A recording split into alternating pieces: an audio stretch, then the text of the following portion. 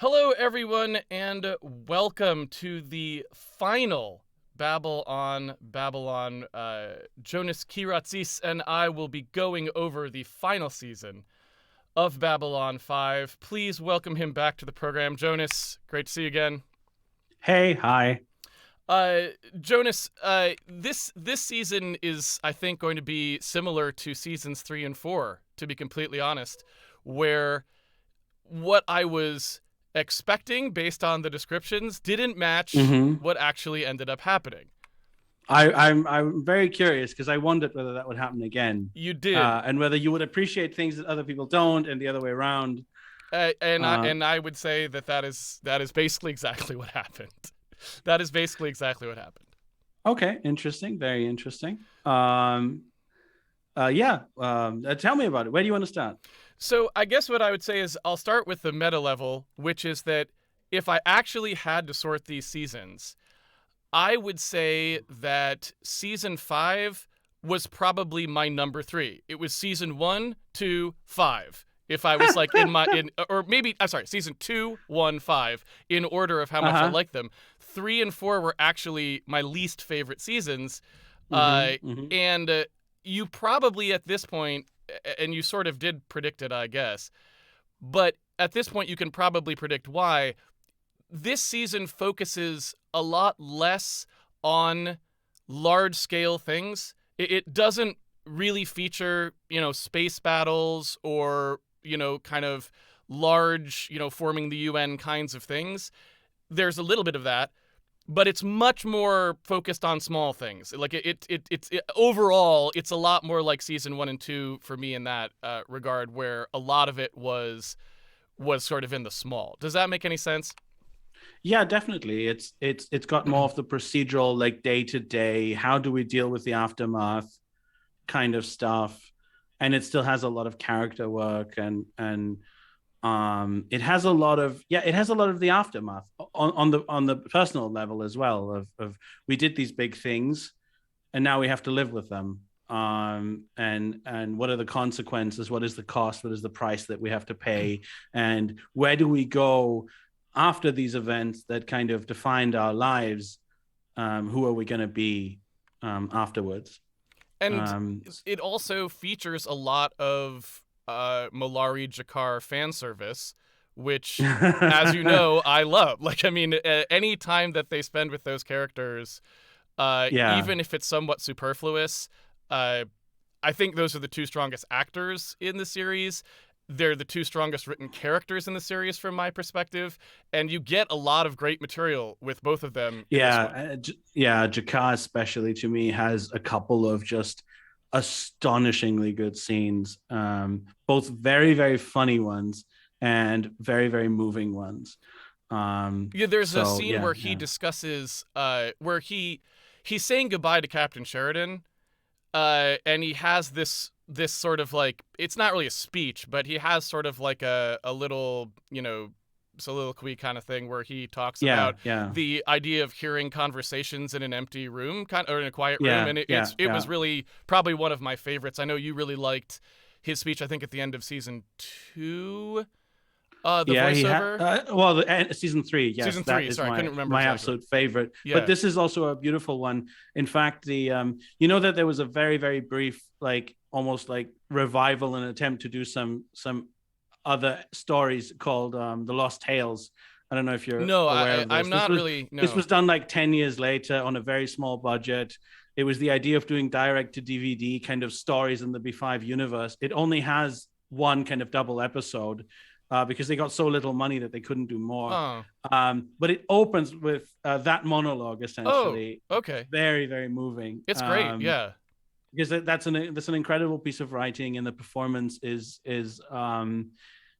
very powerful, and it of course speaks to these themes of the show of being in the past tense, like I've said, of Yes. here are the people who were here and these are the things that they did and the price that they paid, for the changes that they made to the world.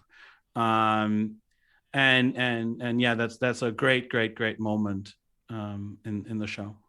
So, starting at the beginning of the series, I guess, if we want to go through it a little fine grained. Um. Mm-hmm. So, couple comments. One is that there's an episode called "The Long Night of Londo Mollari," I believe, early in the season. The very long night. Very long night. Yes.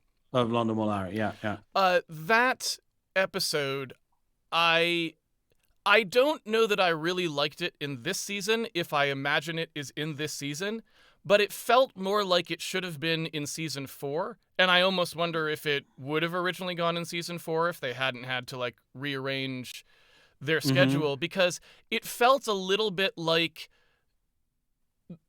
Londo and Jakar end up on such good terms at the end of season 4 that it almost felt like this should have gone before the scene where Londo walks into Jakar's quarters and offers him the drink. Do you remember this scene in season 4? This felt like it just needed to be moved. So in my mind, when I watched it, I just mentally decided that's where it went, because there's no reason I couldn't do that. So that's what I decided. Fair enough. And so I did like the episode quite a bit. I just felt like it didn't quite land where it was placed, and you know, I took audience's prerogative to move it to where I wanted it. I apologize to J. Michael Straczynski. I would guess that it also had to do with trying to wrap up season 4 just a bit, yes, you know, a bit more, so that it feels all right, because you think you're being cancelled. Yes. So you want the characters to be where they need to be. Exactly. But then you still kind of want to do the story, so you're forced to push it a little bit. That's what I assume happened. I don't really know. Yeah, I would not be. I would not be surprised. I would not be surprised. It does feel a lot like it. But I liked that episode, and I thought that if you move it back and put it before Londo starts to try to make these, you know, amends with Jakar, it's a great insert there, because it gives you sort of more insight into how Londo's thinking is changing during that time period, which was really cool. The beginning of the season also has the only part of the season I really didn't like, which is that the telepath cult, which, you know, has several episodes, maybe 4, maybe 5 sort of episodes where it's pretty key. I found that I really didn't like that plot line, largely because I didn't really feel like it was way too abstract. Like, they sort of develop the main guy, Byron. They give him a fair bit of time so that you know who he is, but everyone else is just kind of this, you know, nameless person who's kind of there, and it feels kind of unsatisfying, because it's sort of, I don't know, not all of that. I was just like, I would have rather you just either pared it down or maybe had it not be about Byron, had it been more about Lita or something. I don't know. There was just something didn't quite gel for me during that, and I think a lot of it was the abstractness of that group of characters, all of whom look like they could have been the keyboardist for, like, Yngwie Malmsteen, right? They're kind of uniform, like a Euro rock band keyboardist. Yes, right? Yeah. Yes, I agree. There's a lot of problems. Okay, so this is the part that most people don't like of the season. So you're not off there from the consensus. I find parts of it very interesting, and I'm also frustrated with it in the same way. Now, on the meta level, in the original plan, I believe it was meant to be 3 episodes. Okay. Like, this was stretched out because of the problems that you know, normally we would have gone up to episode 6 with the previous arcs, and then this would have taken less space. And I think also in the initial plan, Ivanova was the one who was going to be involved. With that, paying off her whole latent telepath thing. Okay. That would have been much more interesting too, yeah. Almost as a kind of mistaken reaction on her part to Marcus, thinking, I didn't give that a shot, so maybe I should give this a shot, and then of course also not working out. That would have she's been not good, exactly lucky in love. So that was the original plan, as I understand it. Now, Straczynski later did Sense8, of which I love the first season, like the second, and then there's a finale that is very disappointing to me. Okay. But that deals with telepaths, with a group of people who are suddenly all telepathically connected. And the depiction of that is fucking fantastic. It's really, really amazing because they're all very different people. They're in different countries. You know, they're from all over the world. One of them is trans, and they all suddenly have this, you know, kind of culture clash in their brain. But then they start working together and figuring stuff out. And it's the first season is masterful. Later, I feel that it lost its way a little bit. But it's very beautiful. And I feel that a lot of the ideas essentially started here and then were more developed there. And part of the problem, as you said, is the facelessness. It's that the other characters don't have personalities. Yeah. I'm assuming this is actually a budget problem. I'm assuming this is a problem of we can't hire people for these parts to have, you know, proper parts. And additionally, there is one writing mistake, maybe like writing issue. There's no humor. They're very humorless. Yes. There's one episode where I don't remember exactly what happens, but you see kind of Byron and Lita.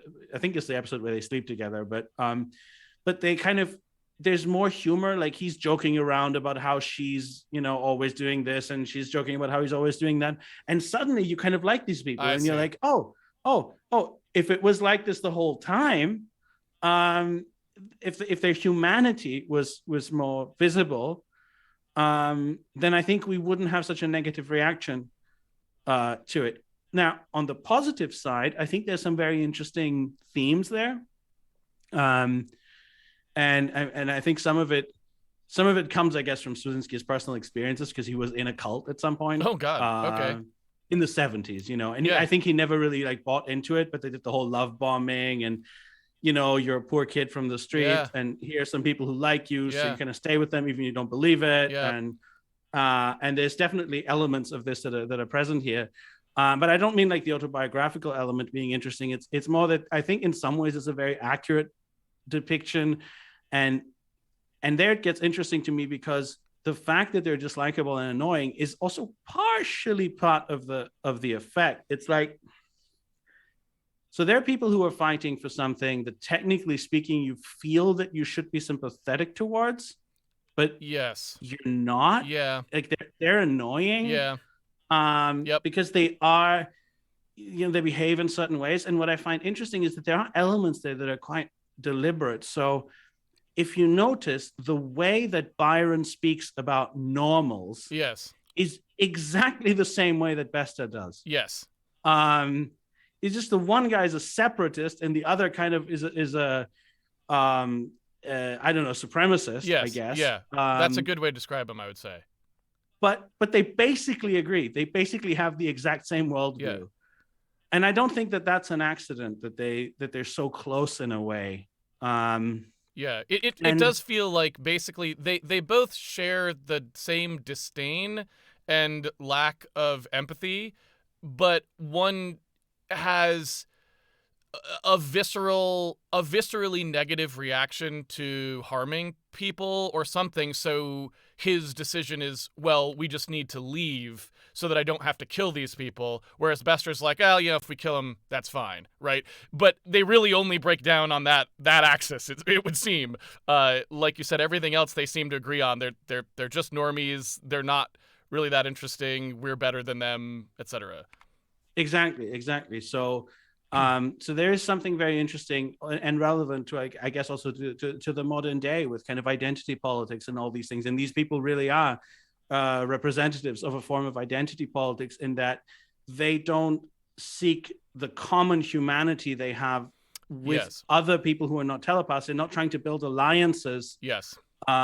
But they want to be separate. Yes. And I think that's, you know, that is shown to ultimately be catastrophic, despite the fact that, yes, their oppression is real, their exploitation is real, they're reacting to something completely justified, but ultimately the way that they're doing it is completely doomed.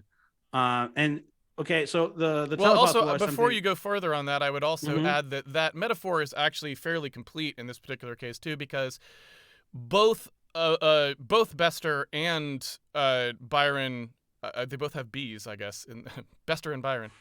They both also are always looking for excuses to do what they wanted to do anyway. So, you know, for example, in Byron's case, he essentially says that, well, because Vorlons created telepaths, and Vorlons have nothing to do with, the people on Babylon 5 as a station, somehow that justifies whatever random action he wants to take at that particular time. That's a very common sort of thing in modern discourse. Some completely unrelated thing, not involving the people that you see, through a tenuous chain of logic, gives you this excuse to behave what is kind of otherwise obviously badly. And, even towards people who have tried to help you.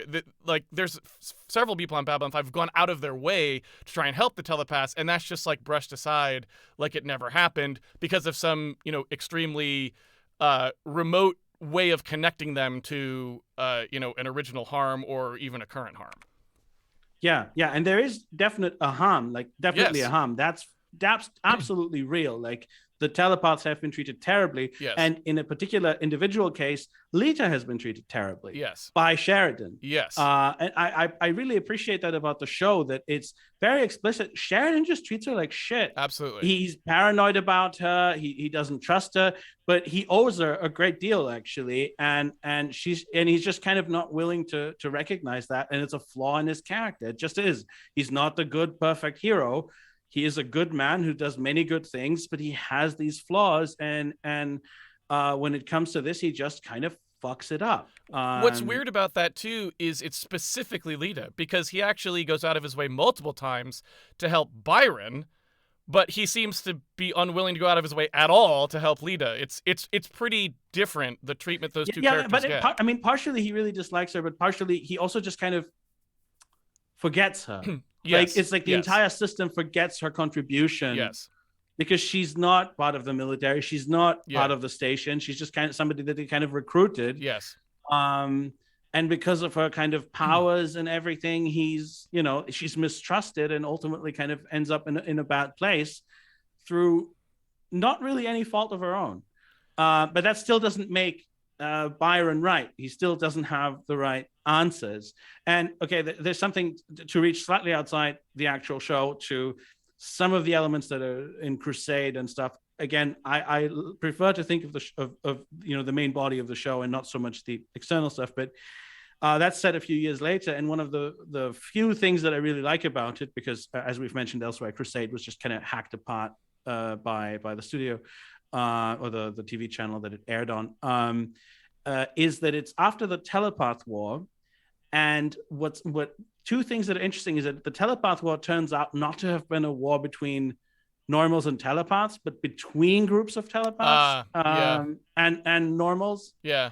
And ultimately, it results in a new attempt at integrating them into society and different laws. So it shows that the old Psychor laws no longer exist. I see. So it does kind of point at the idea of, if we're going to solve these problems, we kind of have to solve them together. That's cool. It's not just going to be some kind of nationalist conflict. But anyway, I do find the entire thing with Byron interesting, and I think it is challenging because of this combination of these people being in the right about some things and being genuinely oppressed, while at the same time their tactics and also some of the logical and ethical conclusions they come to are completely wrong. Yeah. And that does create an interesting and thought-provoking situation, but the lack of humor and the lack of more actors damages, I think, that part of the story a fair bit. I would say that as much as I didn't like the telepath cult storyline, out of that does come a storyline that I do like. So after we sort of have the telepath cult goes away, some of them are taken off the station, and the others are killed in a giant hazardous spill explosion, for lack of a better term.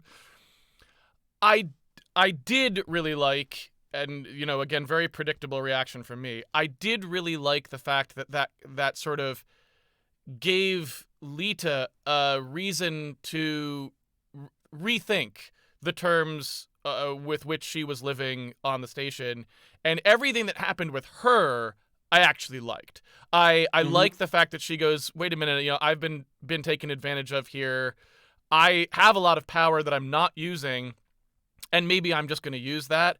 Seemed like a pretty natural thing to do. It was plausible thanks to the telepath cult thing, because you're like, why would she suddenly start, take, taking more, sort of, not say responsibility for herself, but taking more initiative to assert herself. Well, this is why, right? And so it creates a very natural character arc there. And so everything that happened there, I actually like. So the aftermath, the like knock-on effects from the telepath cult on the characters we actually know and care about was great, I thought. It was really just the telepath part itself. Again, possibly because of just sort of the facelessness of it. Like you said, there are interesting things in there, and I think that's one of the reasons that the facelessness of the rest of the cult is kind of frustrating, because there are things you could see being very interested to explore there. Byron, we kind of find, is conflicted. Did he do a good enough job teaching people to be nonviolent? Is nonviolence even the right approach here? All that stuff. Had that been taken seriously and shown a little bit more explicitly through having more of those characters be actual characters, it could have been something really interesting. It sounds like maybe Sense8 is the interesting version of that. So I would agree with you that there was plenty of stuff there that could have been good. It just didn't quite work, right? It didn't quite do what it needed to do to make it work. Yeah. No, there's a lot that's good in it, and it fails in a couple of places, partially for external reasons that they couldn't control, and partially because of a couple of mistakes, I guess. I feel like I can cut them a lot of slack for it, but if I analyze it seriously, then I see the value in it, but I also see that the initial plan was a lot better. So moving on from the telepath cult, I don't know if you can always interject here if you've got something that I accidentally skip over. I wanted to briefly mention that in classic Babylon 5 fashion, I would say, Rebo and Zudi, I assumed, were just kind of a thing they would jokingly refer to because, they're, humanity has dumb television and whatever, right? Lo and behold, in season 5, we get kind of a throwaway bit that's Rebo and Zudi actually exist in this world, not as a throwaway thing. They're real characters. They're played by Penn and Teller, weirdly enough. And they're actually, like, not as dumb as you would have thought. Like, they kind of were a bit throwaway, but when they're actually in the show, you find out that they're international, like interplanetarily, universally, I guess we could use that word literally. They're universally sort of loved, and they take their craft of comedy very seriously. At one point, they make a joke that is sort of in Minbari comedy construct, right? They know the comedy construct of other species, and I thought that was pretty great, right? Yeah, that's actually a very nice moment when the show kind of I think it's Linnea who explains that what is funny to a Minbari is just completely different than what is funny to a human, but they have a concept of humor that works differently, and that's just such an interesting thing to talk about. Delenn actually says, Delenn has the line, she's laughing hysterically, so she has a hard time explaining it, but she says something along the lines of, Minbari humor is all based on a failure to attain spiritual enlightenment. Exactly right, it's Delenn. Yes, I remember that. And I'm like, okay, I don't really know what would be funny about that, but Minbari do, so there you go, right? Yeah, but I mean, we laugh at someone slipping on a banana, Yeah, so... it was great. It was great. That's just the kind of like a science fictional take on something that just kind of takes you a little bit out of your reality and makes you consider a different perspective. That I liked very much. Me too. Speaking of which, early on this season, what did you make of View from the Gallery, the episode with Mac and Bo, where they were just two workers on the station? What did you make of that? So I guess what I would say is I was half and half on it. I really liked the fact that it was an episode. I thought it was great because again, you rarely get a feel for I've always wondered when I've watched a show like Star Trek, I'm like, the spaceship is massive. There must be so many people on here, but I have no idea what they do. Like I really don't, right? I mean, their food's replicated by a little device. You know, 10 people run around the engineering room and fix the dilithium crystals or whatever. Like, what are all these people doing, right? And having an episode that was like, this is what life is like if you just have a regular job on the station. You go around fixing, the cables in the conduit from this to that, and then you get a call from maintenance. I got my sandwich. Like, what sandwich did you bring today? And I loved all that. I loved all that. Um, the part that I didn't super like about it was, again, it's just I have a harder time with characters that I don't get to know that much about, right? So Mhm. if these had been permanent characters in the show somehow, awesome. Everyone else would hate that, so I know why no one does that. But my complaint here was I didn't really get to know them that well. And of course, Yeah. their actors are just random people we pulled in. Here they are. They aren't really in the show or whatever, right? So, I was a little bit split on it. But overall, I liked it. I mean, overall, I was thumbs up on it, and I liked the idea of just showing that, like, yep, there's because it allows your brain to imagine thousands of such people running the station, which makes the station feel more real. Yeah, yeah, I agree. I'm a little bit irritated. I think by the directing in it Me in a too. couple of Yeah. times. I think sometimes it's a little bit too like also the camera will just go like, and here's the other part of the scene that Yeah. relates to the stuff. Yep. I have mixed feelings about how it's directed, but I do like the dialogue. I like the two guys. It's conceptually very nice. Plus, I think it ends on that thing where they're like, wow, we have to take care of most of the shit at the end of the day. We're always left with everything. Yes. And then it goes, Franklin. Yeah. Yeah. And, Yeah. you just go, oh, yeah, he's the one who Yeah. at the end is always left Yep. with the corpses and the Yep. pain and all of these things. Um, and he has a couple of really great moments in there. And that I really like that. Um, Again, in general in the season, you see Franklin's sort of compassion Yes. and also his tiredness of just having seen so many people die. Um, and I love that entire performance so much. I forgot about that part of the episode, to be honest, and you're absolutely right. At the time when I was watching, I was like, "Oh, that's really smart." Like, yeah, like it's actually the med crew that has the worst job, no matter what, because in Yeah, a place that has this much casualty, like Babylon 5 definitely does. It's like yeah, running a yeah. hospital in downtown LA, or worse yet. I guess I don't know what Babylon 5 could be. Probably a an inner city with a lot of crime. Probably not like a war zone, because Babylon 5 doesn't quite have that level of casualty, I No, it's suppose. But not currently a war zone, but yeah, it is at times it at has been a war times zone. that's true. Yes, they have had. During this episode, it's briefly a war zone, Yeah. and yeah. And then there's an episode I don't like as much, Learning Curve, which is about the Minbari trainees. There's a couple of kind of almost a bit standalone episodes that I'm not like against or anything. Just don't have very strong feelings about them, I guess. They feel a bit disconnected to me. Um, there are some interesting things early in the season. Sorry if I'm taking away too much. Like, you should probably lead, with your impressions. No, like, go I, right ahead.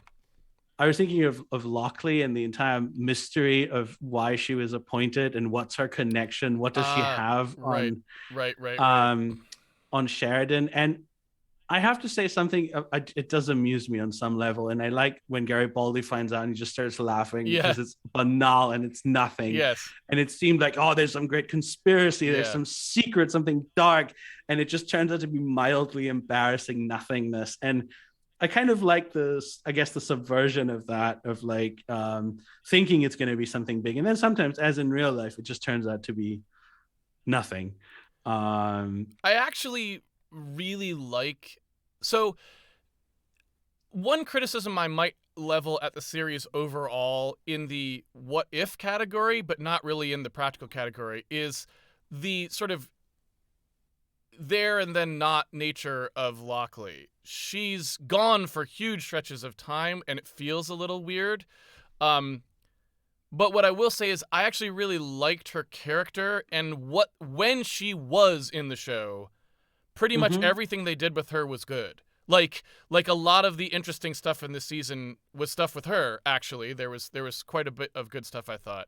Um, so I'm not sure. Maybe was there a reason why she was so intermittent? Because they had written this for Ivanova originally. They had written or they had planned for what was going to happen. They lost her, so they then had to go like, all right, well, we're got to introduce this new character, and she's only really going to be able to factor in these few ways. So that's just what we've got, or what happened there? I think that's it. Okay, Yeah. yeah, Like there was supposed to be Ivanova throughout the whole yeah, season, and the season was supposed to have a different shape, and everything went to yeah, hell, yeah, and they needed a new character, but they only had so much kind of space, yeah, and it was really hard. They had to do it quickly. They didn't have much money. yeah. They had very little money every season. That's what I figured. Um, They did a good job and considering that, I think, because really the yeah, only weird part is that she kind of disappears, but otherwise it feels pretty yes, natural. yes. One does wish that she was more present, and also that the handoff was just more like you Sure. saw Ivanova leave, and you just saw a little bit more there. But because of the circumstances, it was impossible. But I also feel that she works as a character, and she has a certain importance. She has some nice moments. She is kind of a secondary character. Yes. And that's okay with me. I think Me that she's too. not the Yeah. new lead. She's not, Me too. Yeah.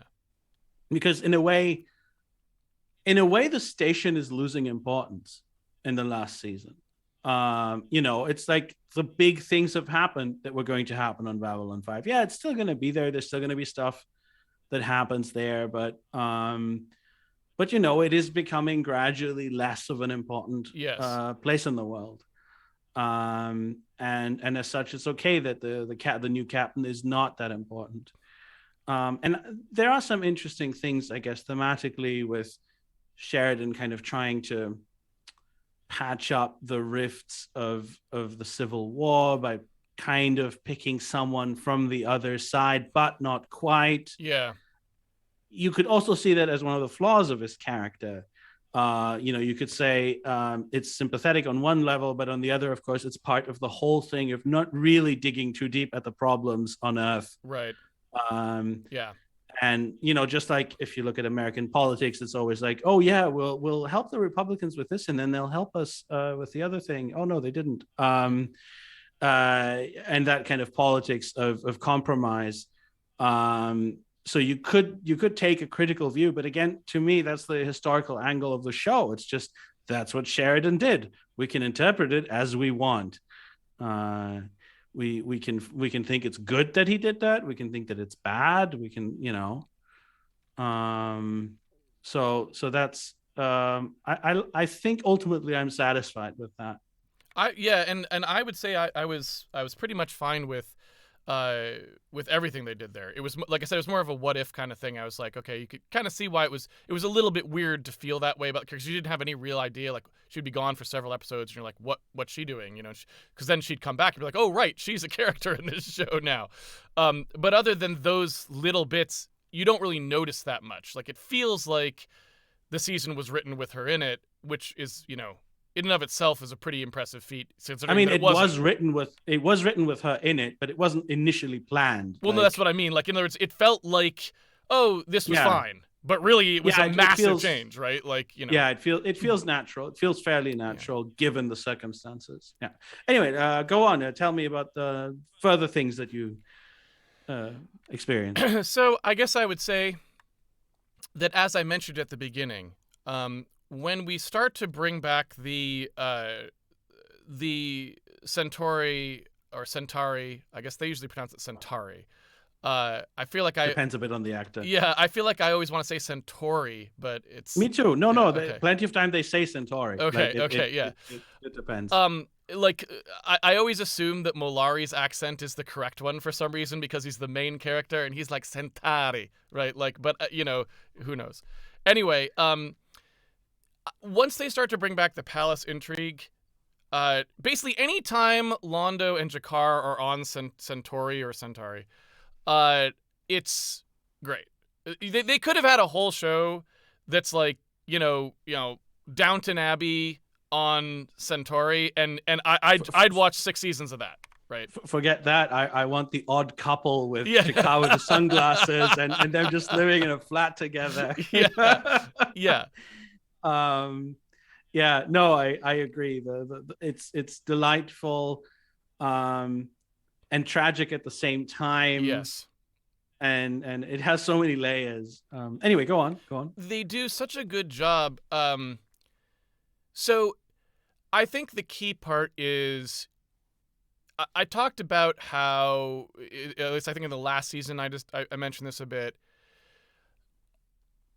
I don't really care about like intergalactic politics that much because I don't find them to be particularly interesting.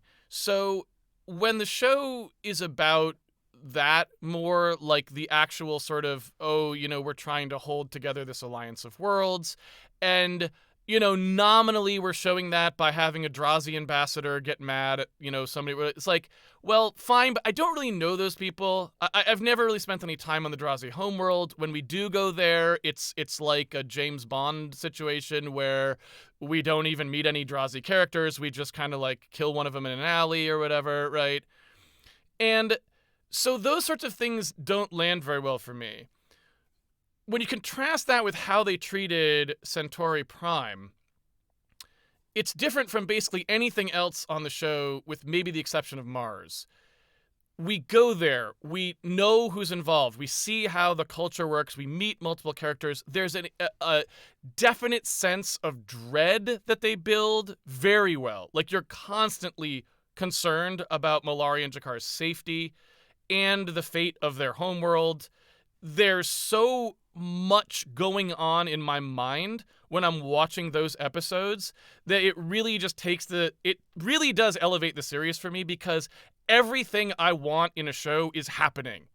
Everything. Yeah. The acting is great. The pacing is perfect. The tension, that I know what different people are doing and I want to see who is able to do what and why, right? Like, announcing sort of the stakes ahead of time is a big deal for me because I like to see how it plays out, and really, like, I can't say enough about those things. They did it once before, they do it again in this season, and both times it just succeeds spectacularly. I really can't even think of something to complain about.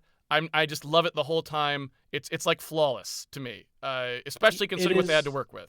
I mean, the throne room is like a little crappy set with a chair in it, and I don't care, right? I'm just like, yeah, and some of the effects with the drag are problematic in places and stuff, but the character work is really powerful, and the fact, I mean, just Londo and Jakar's fate, right? Yes, like, Londo becomes on the surface the kind of bad emperor that he was going to become, but underneath no longer is that, and in fact has to do this for very tragic reasons to save his world, basically. Yes. But underneath that is someone else. Yes. He is no longer that person. Yes. And despite that, he, on the surface, he has to be the thing that, that he kind of managed to avoid becoming. It's an incredibly tragic fate, but at the same time, he manages to somehow heal his relationship with Jakar. They manage to heal their relationship with each other, and we know that they're going to die killing each other. Yes. And yet by the end of the show, we know that that's a good thing. Yes. Jakar was saving him, essentially. He was saving Sheridan as well, in a way, time traveling Sheridan and Delenn. But we know that things are going to go bad in a way, but their friendship is what will save the day in the future.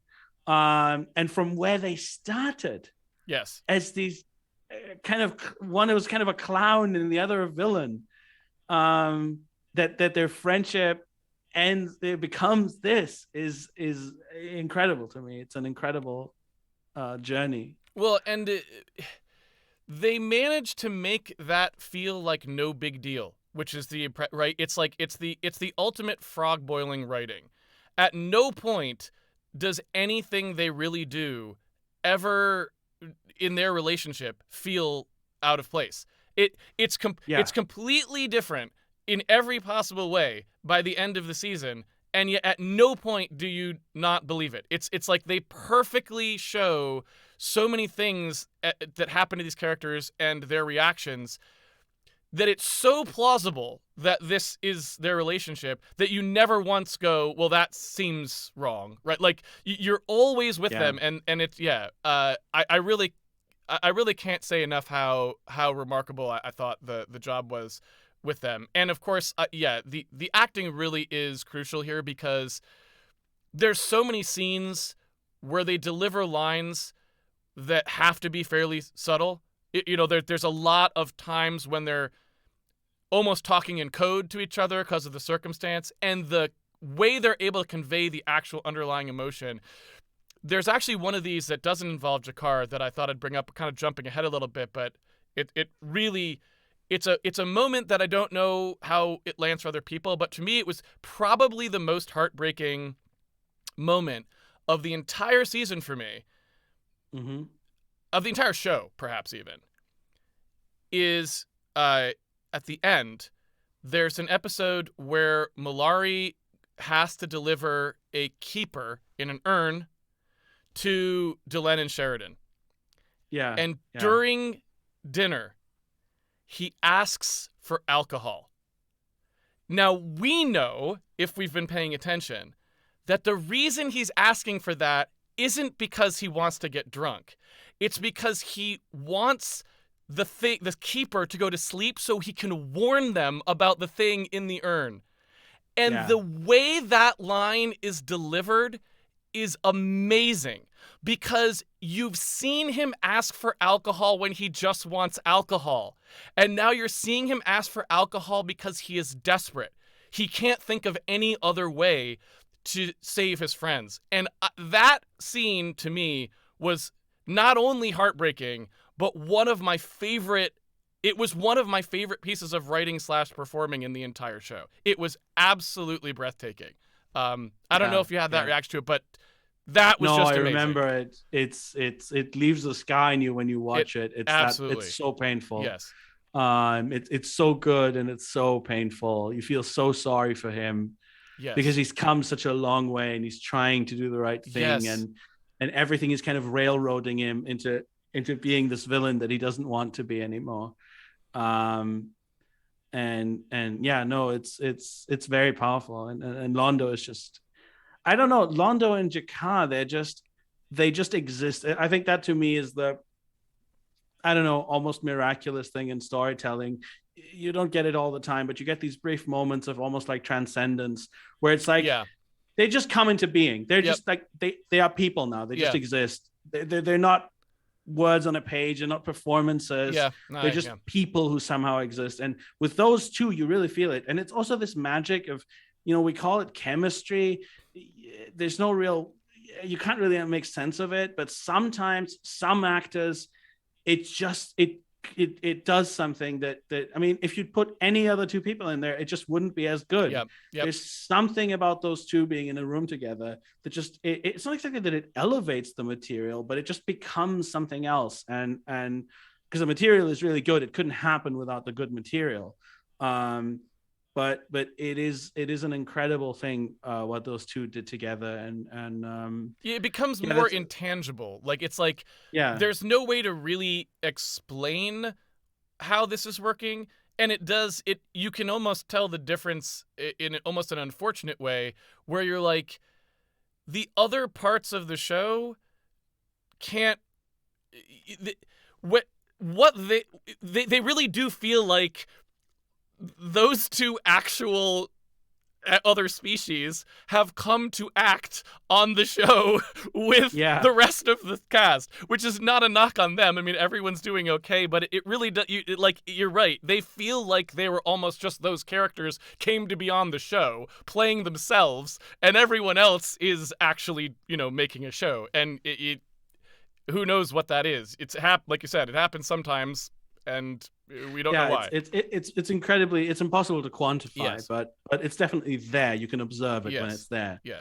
And there are other people who have quite remarkable chemistry on the show. I think especially Sheridan and Delenn do share something, a genuine fondness that I think also the actors just had for each other. They liked each other very much, and that does come across, and is there. But still, Jakar and Londo are Yeah. they're Jakar and Londo. They're one of the reasons that I want other people to watch the show. It's one of the reasons I'm very glad that you watch the show, because someone who appreciates good performances, who appreciates this kind of magic, if you see this, it stays with you forever, because Yep. it's like it's classic. It's like Yep. an all-time great performance. Yep.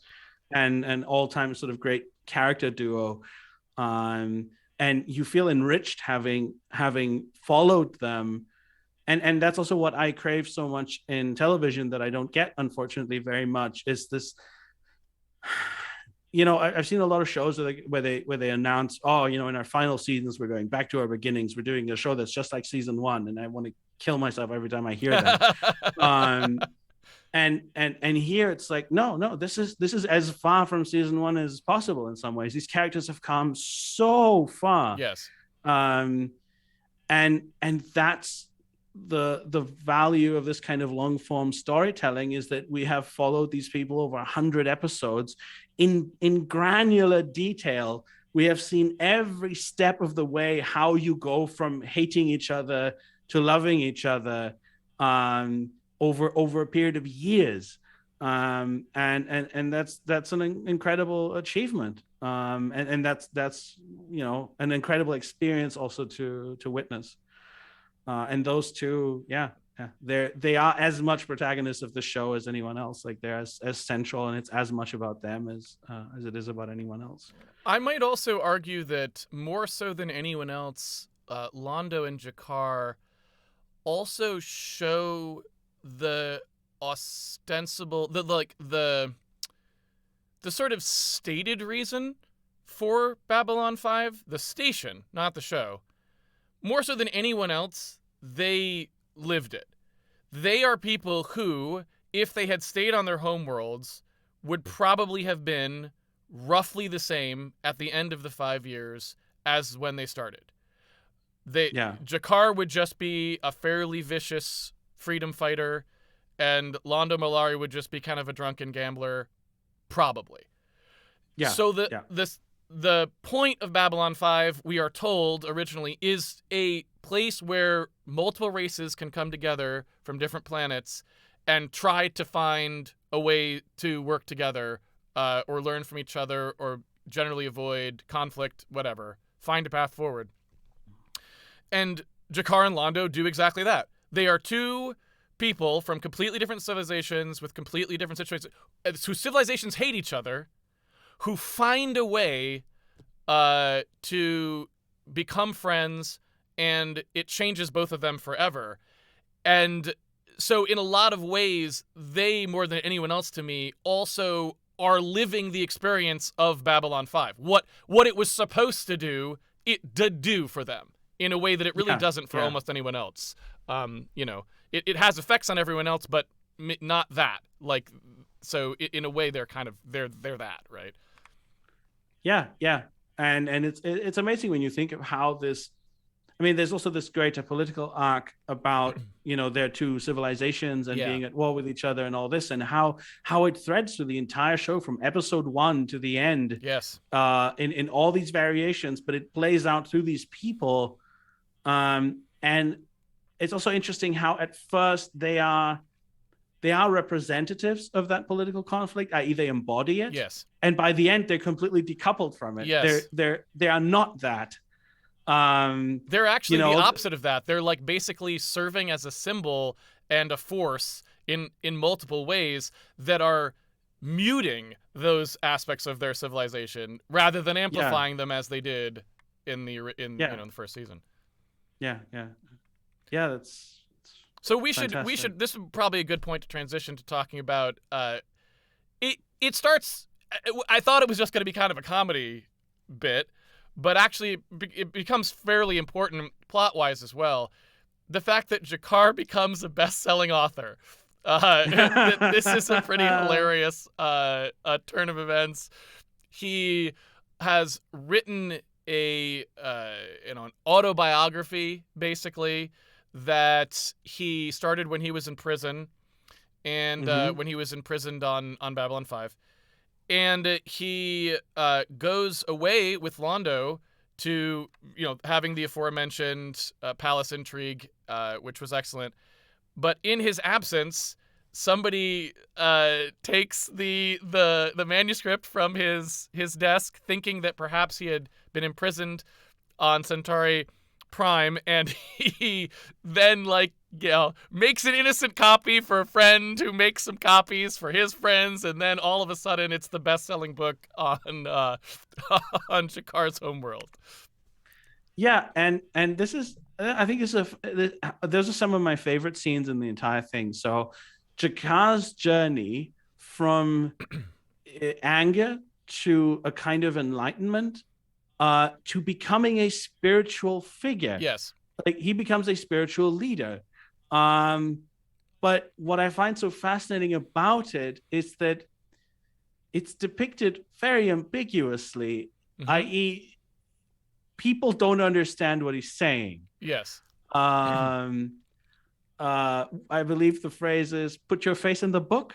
Yeah. Yeah. Yeah. Yeah. One of the funniest moments in the entire show to me. Um, but there's this episode, and I find this both very funny and very sad and very moving, where I think Franklin watches him deliver a sort of sermon, Yes. and he talks about how, you know, the search for God, Yes. and it's a very complex kind of philosophical idea that he's putting forward, Yes. which isn't so much about an actual God Yes. as about the search for enlightenment being essentially the purpose, being the Yeah. thing that illuminates the universe. Yes. And then people just keep asking him Yeah. what is God and what is truth, Yeah. and he gives this completely bullshit answer, Yeah. like God is a river Yeah. and truth is the mouth of Yeah. truth Yeah. is a river, God is the mouth of the river, something like that, which is just Yeah. nonsense, and everyone's like, oh Yes. Yes. wow. Yeah. He tries And to there's give a just good explanation. It goes completely over everyone's head. They just ask again, and he's like, "It's a river." He's just like, yeah, yeah.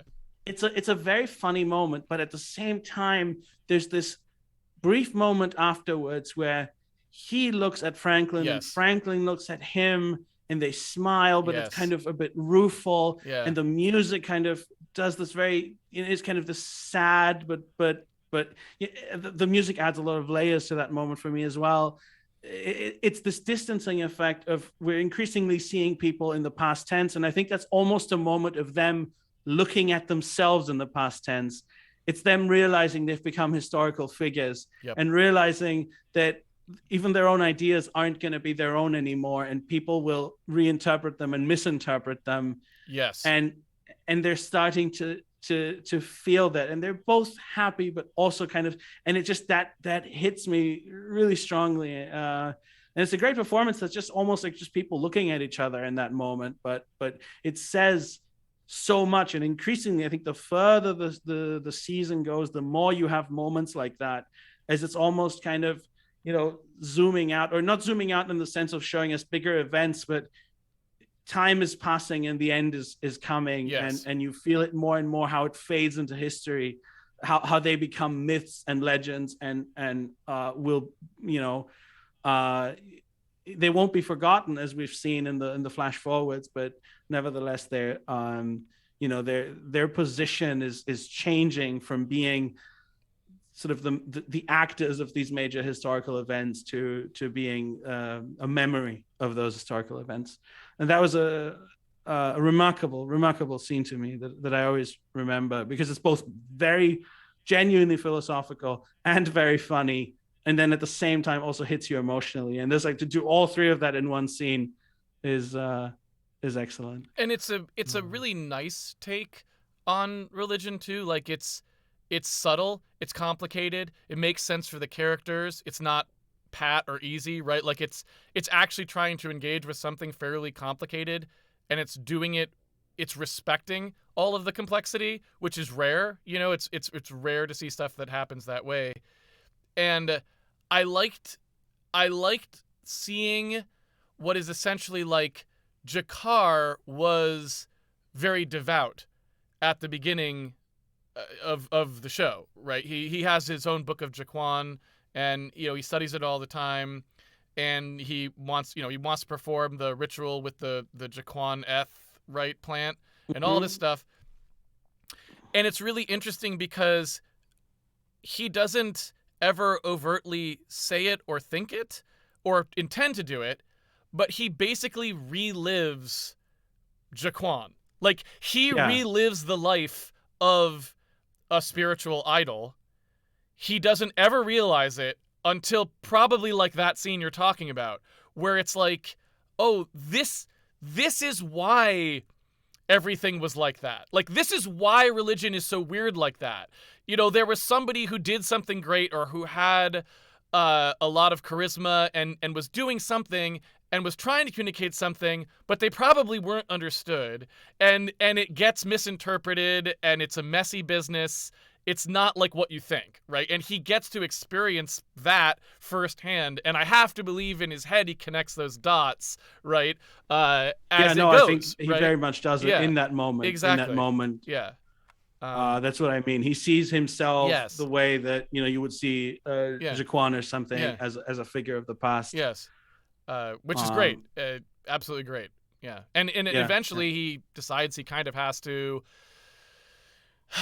He kind of, I guess, decides that he doesn't really want to be Jaquan in a way. He's like, I think it would probably be better if people didn't try to follow this literally. I'm he basically learns, I think, from those experiences that his words will be taken out of context and won't be understood. And so the best thing for him to do is not become a leader. Like it won't work yeah, that way. And so that for, becomes a very compelling ending for Jakar. Actually, is that's his journey. He decides to go. yeah. And the thing is, that it's already happened. You know that Yes. his legend is established. People Yes. will believe all kinds of things, but All he sorts of doesn't. stuff. Yeah. He doesn't want to take advantage of it. He doesn't want to become Yeah. the like he could be Yeah. the spiritual leader of the entire planet. Yep. He could become a dictator. He could Yes. become everything that maybe once he would have even wanted in Yes. order to achieve his ends, although he never wanted power for its own sake. But still, but now he doesn't want it, and he would rather go off and find enlightenment and live his life than kind of try to take advantage of this sudden celebrity. So, I guess let me see here. What else do I have for notes? Oh, before we go any further, let me mention I greatly enjoyed. I just pithily called it Bester's Day Out. um, but in much the same way that I did like the episode with the two repairmen, the two maintenance workers on this. Mm-hmm. I liked this episode even more. So this is basically the same kind of episode. It's like, let's view what's happening from a different perspective. But this time we view it from a perspective of a character we already know, but just Yeah, have never seen things from his point of view. I thought this episode was great. It I agree. it basically, you've seen this episode like 3 times already. Mr. Bester shows up and creates problems for everyone on Babylon 5 is an episode you've seen multiple times, but you've never actually seen why. You just know he's showing up with something that's probably not great to do, but you've never seen like the circumstances or why it happened or what he's thinking or what he talked to his superiors about, what life is like in the Psi Corps, none of that. And this fills all of that in, and it's great. He has basically like an admirer who wants to sleep with him because he's the Mr. Bester. He has like recruits that don't really know what they're doing. He has a boss, in a sense, right? Yeah, You yeah. get to see all of this stuff, and it really helps bring that character to get who I've always liked, and I thought that if anything, I really liked the performance a lot better than like Chekhov, to be honest. Yeah, it's a So much yeah, a much more interesting, complex yeah, character. Chekhov is an accent. yeah, Chekhov is revolutionary in the context yeah, of putting a Russian on yeah, that show, but this is a character. yes, And and I love that episode is just, it's a Bester episode in the sense of he's the hero. Yes. He's just completely the hero of Yes. it. It's completely through his eyes, from his perspective. Yep. He teaches people. He Yep. makes the right choices. Yep. You know, some others don't quite see what needs to be done, but he knows it, and he's gonna fight for it. He doesn't sleep with a girl. Yep. He's genuine. He's kind. Yep. He spaces some guys that he doesn't care about. Yep. You know, it's like I mean. Essentially, it's almost like I would love to see a movie. I've never seen a movie that does this, about a Nazi that just is like, you know, through his own eyes. Yeah. And you see the reality of it, but you see why he thinks he's a hero. Yeah. Yeah. And this is kind of that kind of thing where this is his effect on the world is tremendously negative. Absolutely. Most of the time, but he thinks that he's doing the right thing. He's fighting for his people. All of it seems completely benign to him. And it's only at the very end there that you really kind of see, no. This guy is a fucking murderer. Well, and also you get to see it contains within itself sort of the perpetuation of that, because Bester doesn't space the guy at the end. His protege, I mean, she's not his protege yet, but you get the sense that she would be, right? That's the feeling, yeah. And she's like, oh, I'll do it happily, right? And so he's like, oh, you know, are you sure you want to do this? Because, like, hey, she's new. I don't want to make her flush the guy out of the airlock. But he's just like, yeah, I'll flush him out. She says, I'll just flush him out the airlock. I'd love to, right? And does. Totally unfazed. So you're like, oh, she's like the next Bester. Like when Bester's gone, there's just her. She'll be just like him, and who knows how many other people have been the same, right? And so you get to see like the perpetual cycle of telepath supremacy, right? Of people who just think that normal people are expendable and flush them out the airlock. If they've done something wrong, it's fine. So I felt like the episode had everything, right? It lets you flesh out that character. You get to see where he's coming from. You understand him a lot better. You also see how you get to see the psychosis. You get to see how it perpetuates itself. Everything was great.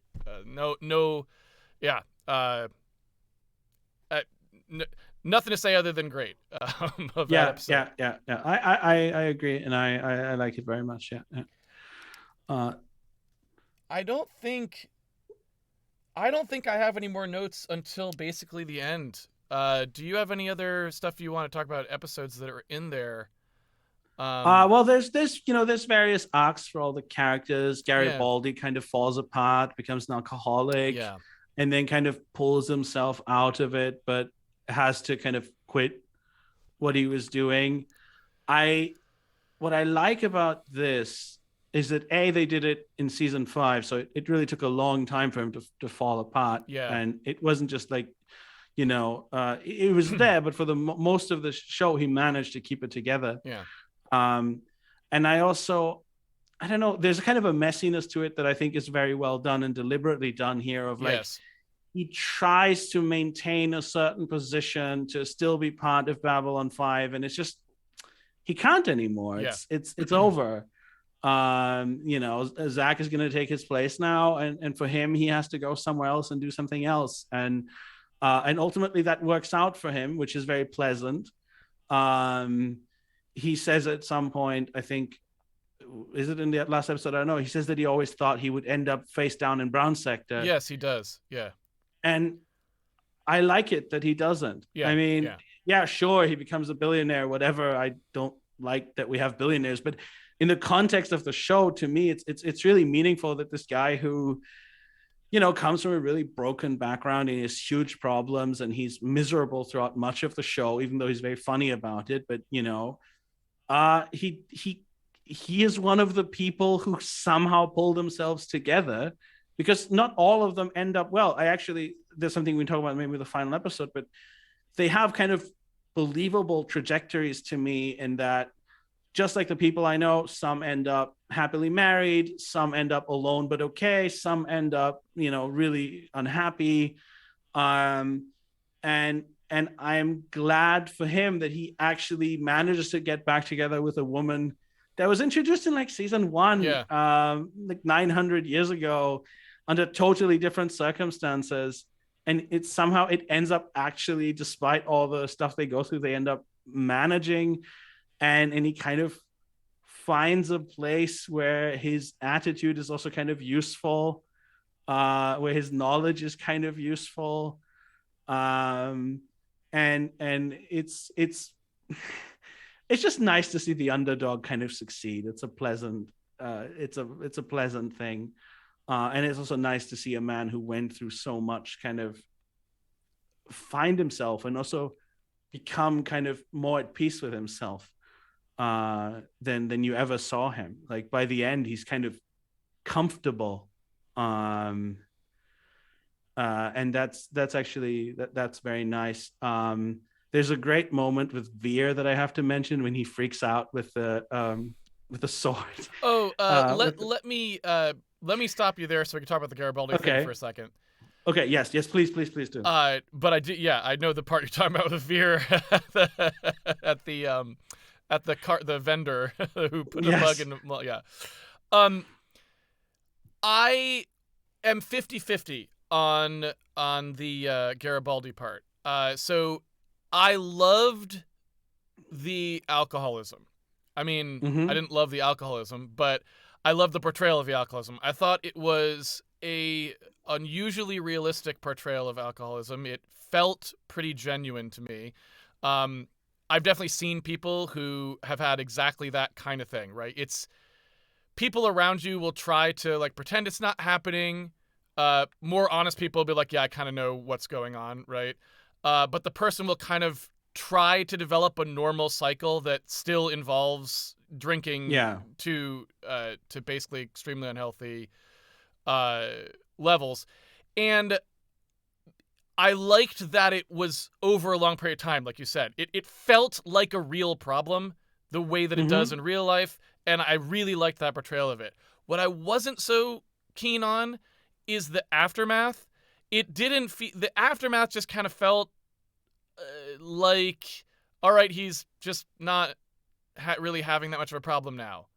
It didn't really like come together at the end in the way that I want to. The characters say the correct thing. Like they say, well, it's going to take me a while to work this out and all that stuff. But we never actually see any of that. It just kind of like puts a little button on it. And they spent a lot more time talking about like, oh, I'm going to retake over this company and go back, right? And I didn't really care about that. Like, I don't care about what he's going to do on Mars. I'm more interested in how his day-to-day in getting better looks like. And True. I didn't, so that part I didn't love. I'm fine with where he ended up. I just didn't care about that stuff very much. So I mean, that's it all. doesn't spend much time on the Mars stuff. It's just Exactly. at the end, kind of a Yeah. coda.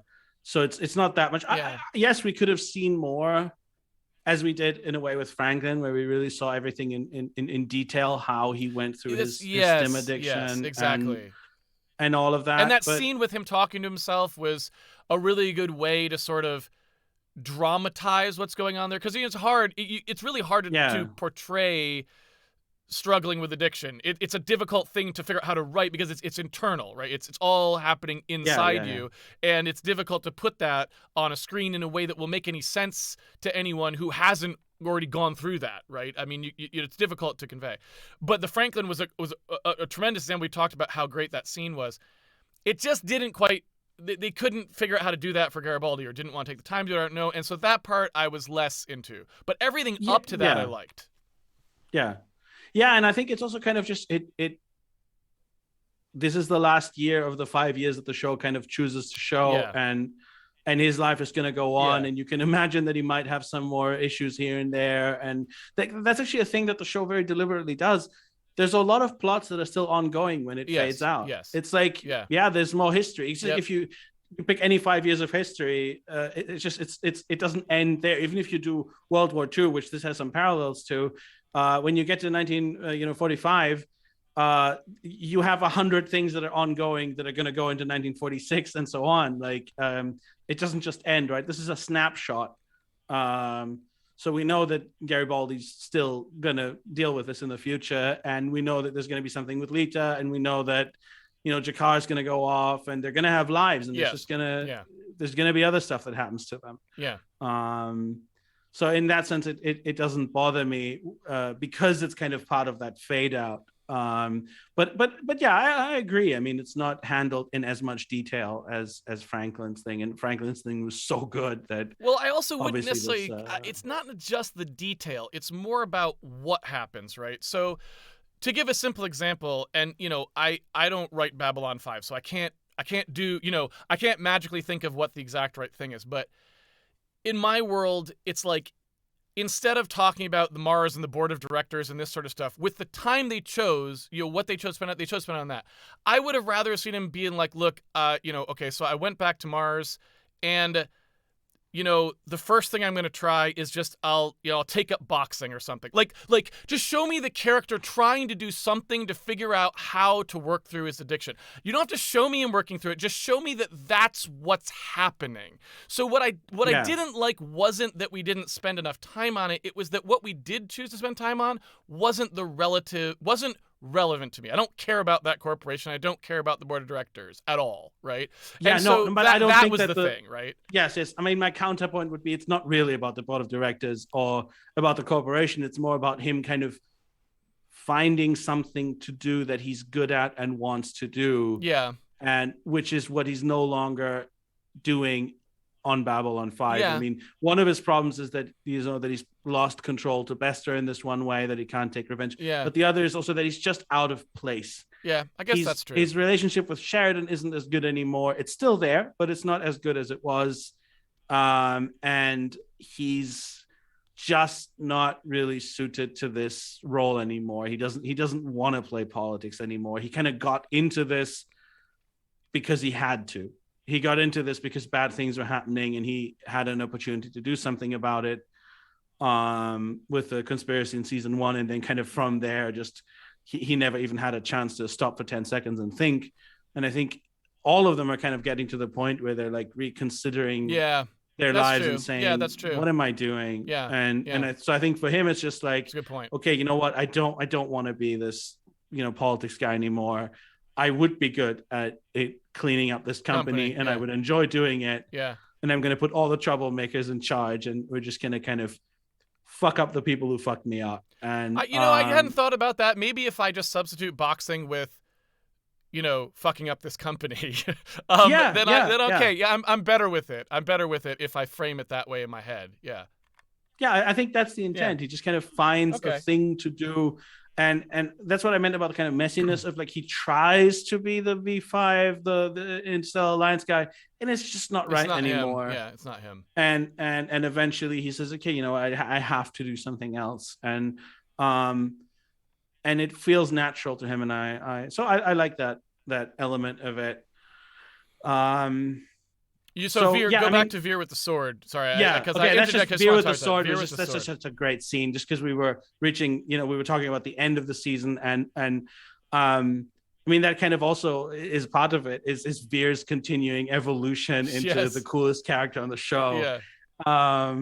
The scene at the end where there's like two girls at the head of the bed, and then you expect him to come out of the covers at the head of the bed, but he comes out of the covers at the foot of the bed.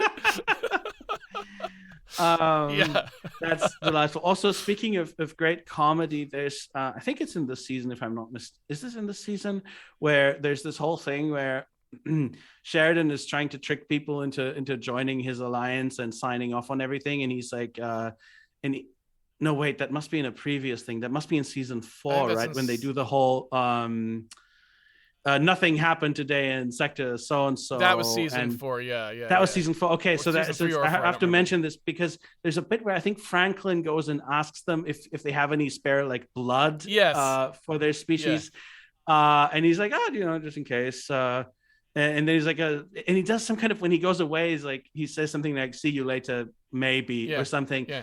I don't remember what the exact phrasing is, but I remember that I love the performance so much. And that actor mostly gets like the really serious stuff, but when he gets funny, he is so funny.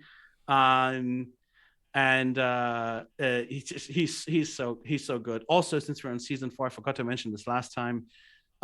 We forgot to mention two things, and we said we would talk about them this time, which is the end of the Minbari Right. Civil War Yes. We mentioned and this at the Naroon. end when you and I talked after the last show. Yes, Yes. Yes. Right. exactly. Yes. Yeah, What's that character's name? I never remember the Naroon. Naroon. Thank you. Yeah. So those are two of my favorite things. I love it, of course, that Delen's ultimate solution to the Minbari Civil War is to empower the working class. Yes. Yes. It's like Um, I mean, that's yes, almost it's Jonas fan service. They yeah, yeah. yes. I mean, it's not like communist in the sense that like they don't take power by Right. themselves or something. You know, it's from above. But nevertheless, her solution that, you know what, it's the workers who like do everything, and Yes. we kind of just take credit for it, and Yes. we tell them do this, go die there, do Yeah. this, build this, and they kind of pay the price for all the religious and warrior bullshit. And basically realizing that she needs to disempower her own group of people in order to create peace, is a wonderful solution. And then there's the fact that Naroon sacrifices himself to end the war.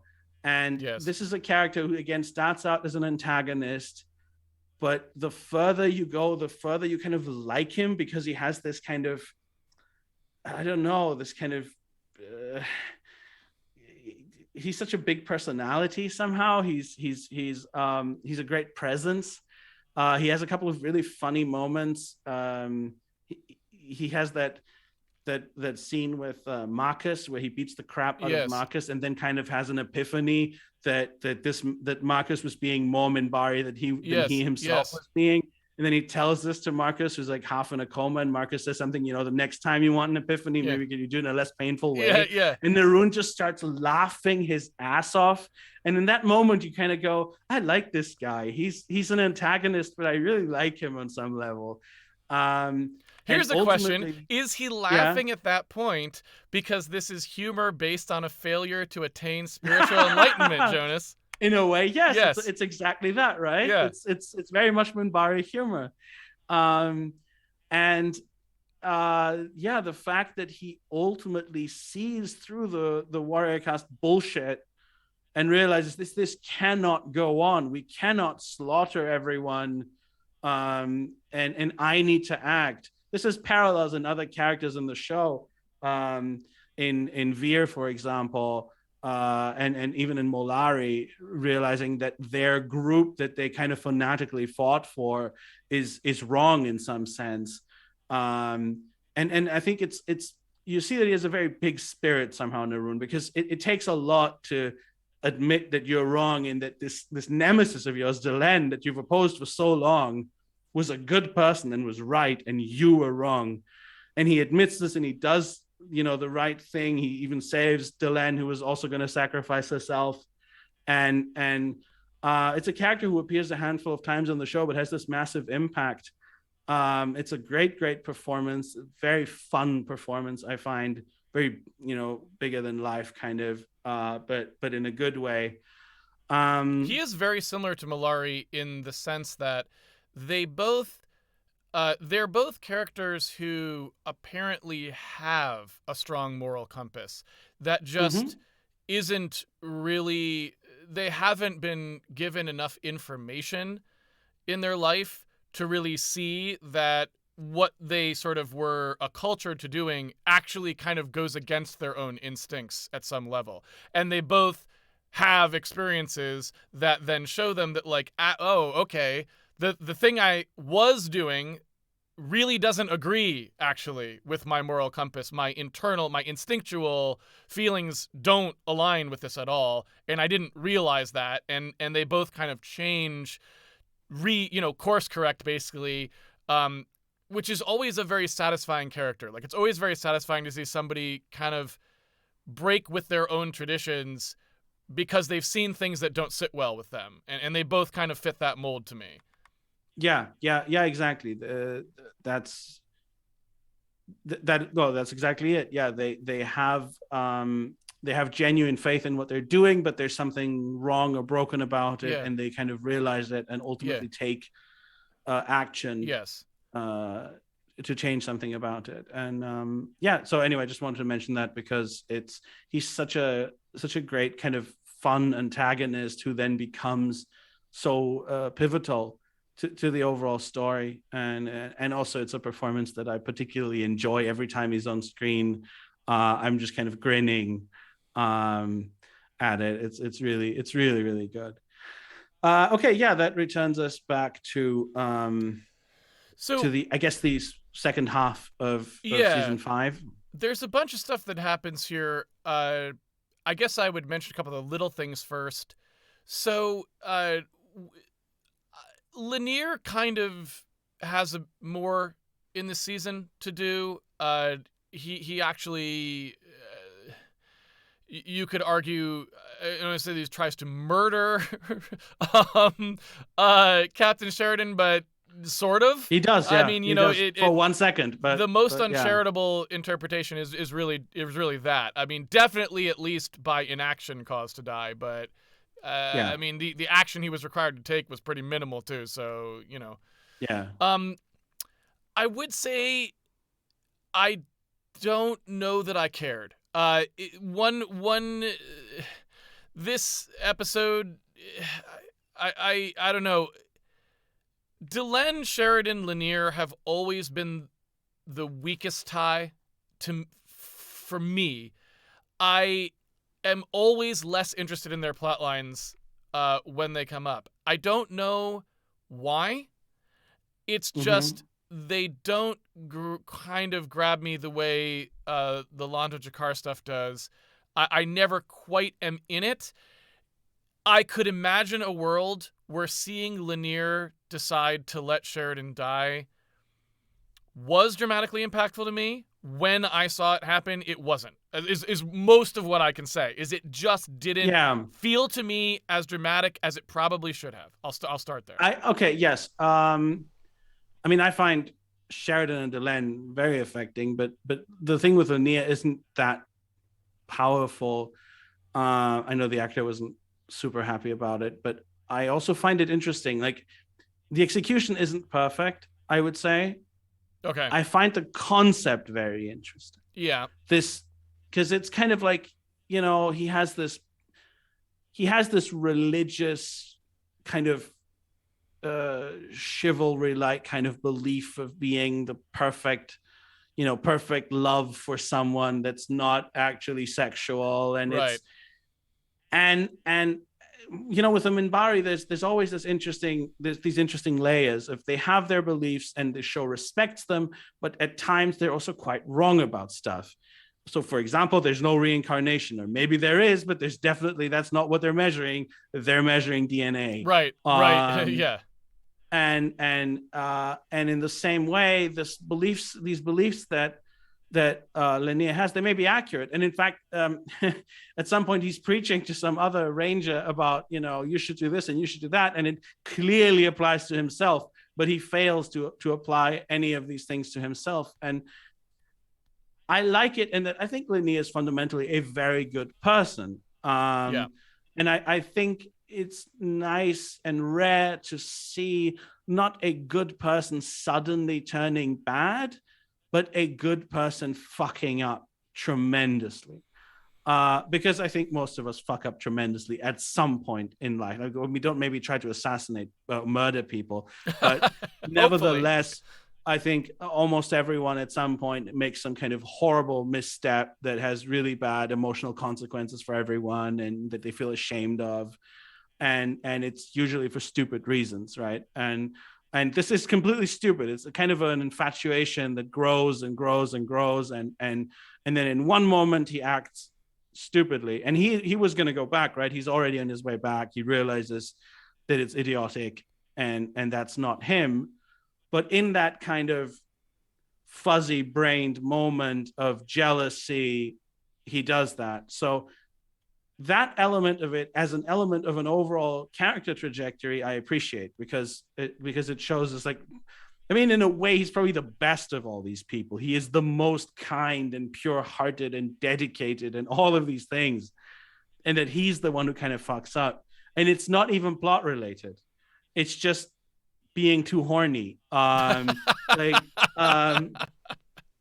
which I'm sure, I mean, it has caused a lot of problems for people, Sure. Yes. historically speaking, right? Like it's not even some kind of like he has this prophecy that he's going to betray the Rangers, but it's ultimately just his own foolishness that makes it happen. It's not some kind of he's sold out to Yeah. some other faction. It's just his own foolishness. So thematically, I appreciate it. The episode itself doesn't amount to that much to me. Yeah. It's an element in the overall story, and I can appreciate that his trajectory is that his faith serves him really well for a really long time, but at some point it comes into conflict with other elements of his life and his personality, and he cannot live up to it, and he messes up. But I believe that ultimately, he does redeem himself. Is the impression that I get, that it's not the end and that this is going to be all for him, but people remember him fondly despite everything. In the next episode, so I'm okay with that on that level. Let's say it doesn't set the world on fire for me, but at the same time, I appreciate why it's there. Yeah, I mean, I would say that it none of it bothered me. It was just kind of like, meh. And and it probably shouldn't have just been meh, all right, but Yeah, but it's also not like, oh God, I hate this. No, so... I mean, it's just something that happened, right? And yeah, that's yeah. I can still be moved when they speak about him and sleeping in light, so it doesn't ruin anything for me, Right. So that's kind of, that's all right, like Yes. Because plenty of the other character arcs work really well for me. Anyway, so yeah, basically we're coming towards the end of the season here, and I don't know, does it even matter so much what happens with the galactic politics? Like, not to me anyway. Yeah. I mean, yes, basically Centauri Prime is almost destroyed, and things go really wrong for Londo. Then the Alliance kind of manages to stabilize itself more or less and hold, which is important for all the characters and for their accomplishments. And it does show how difficult it is to hold all of this together, because all kinds of groups want to do their own thing, including the Narn, and there's militarism and all of that. But I mean, I think the really important thing for the experience, especially for you, is of course, as we said, Londo's kind of how he is forced into this position of becoming emperor, despite not wanting to be emperor, and certainly not like that, and being controlled by the Drak. In a lot of ways,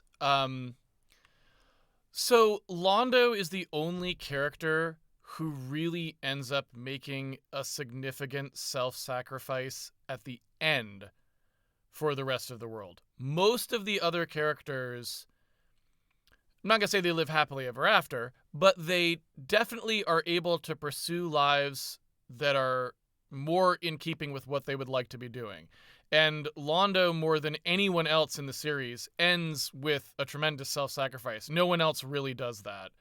In the series, and I thought that was, I like that. It was again, he's one of my favorite characters, if not my favorite character, and I feel like it was a very interesting ending for him. It was a very interesting and satisfying, if sad, ending for his character in the show. And I really think that he was, for the entire show, he was written almost perfectly. I had that one small complaint that I didn't think he would have been fooled by Mr. Morden in that one. Like that. That's like the only thing I can point to in the entire show that I would complain about with Londo.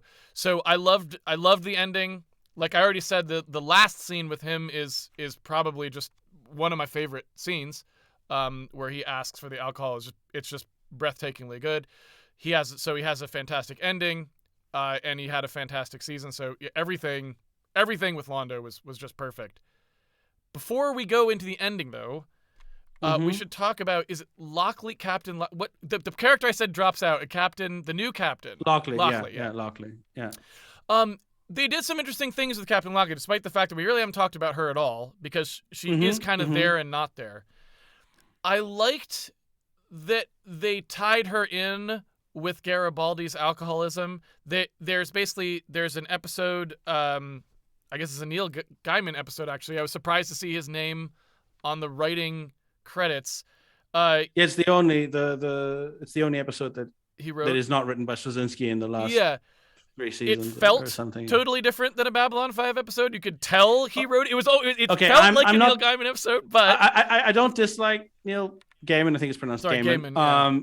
Yeah. But it's a little bit too magical realist for Yes. my taste. Yeah. It doesn't quite match the rest of the show. That said, it has some really great moments. Yes. Like Same here. Same opinion from me. And that stuff with Lockley and alcoholism and her youth and all that is I think there's, I don't know, it's also performed really, really strongly. Yes. It comes out very, very real. So I liked that. Like I didn't, much like you, I did not care for it was a very Star Trek episode. It's the kind of thing that happens in shows where they don't really care about what the rules of the universe are. They're just whatever they need to be for whatever random writer dropped by that day to write. It definitely had way too much of that for me, and I don't like that. But if you put that aside, yeah, the scene, the interaction between Lockley and her dead roommate was really good. I liked the performance. I liked the scene. I liked the fact that then plays into her having it feeling compelled to try and talk to Garibaldi about his alcoholism. All of that was good. But yeah, the actual episode itself felt really out of place on Babylon 5 because they don't generally do that stuff. I mean, it mostly bothers me that there's this line with, we're actually in Bakiri space something. I'm like, how? Yeah. So there's this line that's just a little bit too magical realist, and I can take it in another show. I just can't take it here. Same. Yep. That said, it's very cool that if you go back in season 1 somewhere, that's actually, there's a setup for this, something, the Bakiri and their comet and something like all the way back 5 seasons before, there's actually a line about this being a thing. So I really appreciate how the show does this, setting up stuff 5 seasons early. So wait, does that mean they were going to plan to have this Day of the Dead thing? Yeah. Oh, yeah, okay. Yeah. So it's not. It was going to be that, but I think if Straczynski had written it, you wouldn't have that line, for example. Okay. You would have, the comet is passing by, something weird is happening, and we don't know why. Okay. But you wouldn't cross the line into the literally impossible, only works as a fanciful sentence, right, rather than as something that you can even imagine. Right. It's a subtle thing, but you can write something mysterious and strange without having going over into the impossible in that way. It's also a bit strange because they already have, I didn't realize they had set that up at all, so that's a little strange to me. But what I would say is, at this point in the development of the Babylon 5 universe, we also already have a more natural way to do that episode.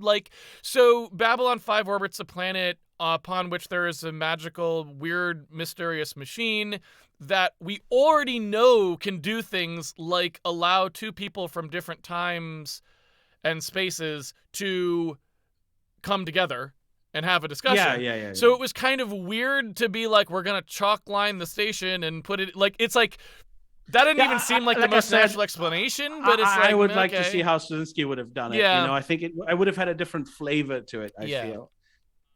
That said, the fact that Lanier, of all people, gets Morden is fantastic to me. That's And seeing Mr. Morden come back was nice. I liked it as well. That was just satisfying. Yeah. And also the thing with Garibaldi was nice that they brought back a very minor character from years ago. Yes. So I like that as well. And then shall we talk about, I guess, the last few episodes? I can't think of anything that I'm trying to think if there's any other loose ends to tie up. I don't think so. No, I can't think of anything. Okay. I mean, they all tie together, right? The last 5 episodes are basically all very tied together. Yes. And it's this changing of the guard on one level. Everyone is kind of replaced by someone. Yeah. um, as they all kind of go off, each in their own way. And this to me is very, very powerful and personally affecting. It's time, it's history, it's the things that happen to us, how we experience them. People die, people leave, things change. Like for the longest time, your life feels like it's this season after season, literally 5 years of B5. We're on the station. These people do this. These are your friend, your best friend lives next door. The other person lives in the inner city, whatever, And then these moments come. People decide to have families. People decide to move. People die. Um, and the thing that you knew as normality changes. And then I guess at some point you have the even bigger experience as you grow old, hopefully, of people dying, or even sort of other much bigger changes happening, or sometimes it's historical changes, obviously, and how they affect you. So each of the characters, like, at this point starts drifting in a different direction. And that's really, I think, what the last few episodes are the most about. Yes, the Interstellar Alliance is established. They're going to Minbar. All of these things, the tragedy of Centauri Prime, these things are important. They're part of the history, but the characters are starting to move. And each of them kind of has a different fate. Franklin, for example, goes off to Earth, Yes. To be a big ass doctor. Yeah. This seems completely natural to Yes. me. Yeah. For him, I like that he kind of leaves quietly. Yeah.